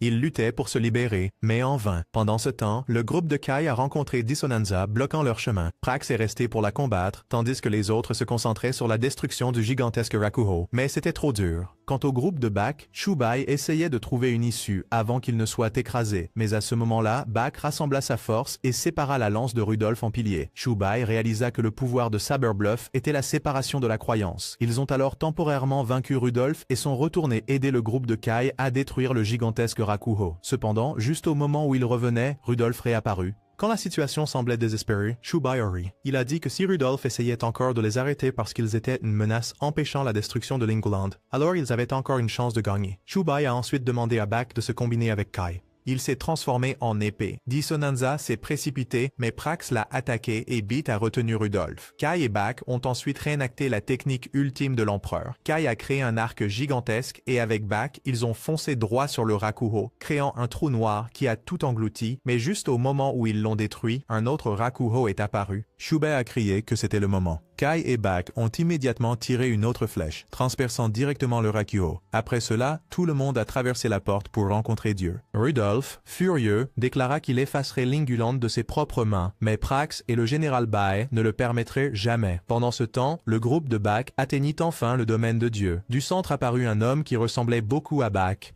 Il a dit qu'il ne devait pas venir ici et s'est transformé pour les renvoyer tous. Bak a ouvert le combat en créant 100 clones pour attaquer. Kai s'est également précipité pour soutenir. Mais soudain, un autre Kai est apparu pour bloquer son coup. Et ensuite, à leur tour, des clones de chaque personne sont apparus pour attaquer même Granger lui-même. La situation empirait. Appuyé contre le côté de Bak, Chubai essayait de trouver une solution quand Atli s'est précipité pour parler avec cet homme. Elle a demandé pourquoi il devait endurer la destruction. Au moins, on devrait leur dire la vérité. Une voix résonna, qualifiant les humains de forme de vie maligne, mais admit qu'il était temps de révéler à tous l'origine du monde. Immédiatement, une image fut projetée, une flotte de vaisseaux spatiaux transportant les ancêtres de Dieu voyageant à travers l'univers au-delà du mur. En cours de route, une épidémie éclata soudainement, ne laissant qu'un nouveau-né en vie. Pour protéger l'enfant, ils créèrent le système Lin, et parce que la chance de survie était si mince, les Lin furent contraints de rester dans un état de non-croissance, mais cela consommait une énorme quantité de croyances. Ainsi, le cycle de la croyance est né. Nous sommes des maillons de ce cycle. Arrow a été envoyé parce que l'instinct de survie de Linguland avait dépassé son seuil, provoquant la déstabilisation du système. Ce pouvoir avait germé de Zetsu et s'était répandu partout. Il devait donc être purgé avant qu'il ne soit trop tard. Le groupe brûlait de fureur d'être comparé à du bétail et déclara qu'ils n'accepteraient pas un tel sort. Ils contre-attaquèrent avec tout ce qu'ils avaient, mais toutes leurs techniques furent annulées. Shu expliqua qu'ils manquaient de croyance parce qu'ils avaient quitté le cycle sous Linguland et n'avaient donc pas atteint le seuil. Pendant ce temps, sous Linguland, la princesse Fine menait tout le monde au combat. Cependant, l'homme était bien trop fort, laissant beaucoup de blessés graves. Une fois de plus, la princesse devait endurer la douleur pour les guérir. Voyant cela, Rudolf se moqua de son sacrifice, puis lança une autre attaque à grande échelle pour voir combien de temps elle pourrait tenir. Mais à ce moment-là, son brihide commença à se fissurer. C'était le résultat de l'attaque précédente de Kai et Bak. Saisissant l'occasion, le général Bai et Go exécutèrent une combinaison de sabres jumeaux, tournoyant ensemble pour trancher tous les bras de Rudolf. Prax chargea ensuite, utilisant la technique de Werner pour lancer une attaque complète, détruisant avec succès le brihide de Rudolf. Pourtant, dans leur brève joie, Rudolf s'approcha soudainement de la princesse, la saisissant par le cou pour voir combien de temps elle tiendrait. Dans cet instant désespéré, l'empereur et le mauvais côté de la princesse apparurent soudainement, projetant Rudolf au loin. Il ne comprenait pas ce qui se passait. Cependant, c'était quelque chose que l'empereur devait à Rudolf lorsque Rudolf avait détruit les montagnes épitaphes plus tôt. Bak avait tué tant de personnes que les données des deux n'avaient pas encore été transmises, et Bak leur avait accordé le pouvoir de revenir une fois de plus. Bien qu'ils ne puissent pas durer longtemps, c'était suffisant pour que les deux s'unissent à tout le monde pour vaincre Rudolf. Après cela, tous se sont combinés, la princesse Fine absorbant la force de chacun pour alimenter l'empereur. Il créa un arc énorme, puis se lança lui-même et le côté maléfique de la princesse comme flèche, emportant Rudolf et Dissonanza à travers le mur vers Bak. Warner et les autres apparurent également pour prêter main forte. Lorsque la flèche atteignit sa destination, tous disparurent, mais cette croyance suffisait pour que tout le monde se batte à nouveau. Beat se releva à nouveau, combinant tout en une forme ultime, mais Dieu créa 7 copies de cette forme ultime pour riposter. Pourtant, ils n'abandonnèrent pas, tous luttant ensemble au milieu du combat. Le système répondit que la fondation du monde était d'attendre le retour de l'enfant. Toute la machine de la vie existait uniquement pour attendre, et n'était pas conçue pour changer. Même Rudolf et Dissonanza étaient liés par leur propre mur, mais alors Arrow déclara qu'il briserait aussi ce mur et ramènerait personnellement le bébé dans son monde légitime afin que Linguland puisse trouver la paix. Trouvant l'idée valable, tout le monde accepta de suivre ensuite. Ils combinèrent toutes leurs forces pour amasser des particules de croyance, même Granger se transformant en un phénix flamboyant. Il s'éleva dans le ciel, tranchant à travers tous les clones, ne laissant que cet homme. Juste au moment où il se préparait à frapper, il disparut soudainement. Une voix retentit, déclarant qu'il n'était qu'une unité de gestion obsolète dont on n'avait plus besoin. Puis tous furent transportés vers une porte massive. Ils furent aspirés à l'intérieur où s'étendait devant leurs yeux un espace infini comme l'image qu'ils avaient déjà vue, et apparut un gigantesque enfant lumineux en sommeil profond. Shu confirma que l'enfant dormait depuis plus de 2000 ans, qu'il soit un prince ou simplement le seul survivant. Ils débattirent alors de ce qu'il fallait faire de l'enfant. Un mois plus tard, le groupe de Bak décida de ramener l'enfant dans sa patrie, tandis que le groupe de Kai resta pour restaurer Linguland. Une fois toutes les préparations terminées, tout le monde fit ses adieux. Kai rappela à Shubai leur promesse. Après cela, ils partirent tous ensemble, se lançant dans un nouveau voyage. Leur prochaine destination? Terre. Ainsi, l'anime se termine. Adieu.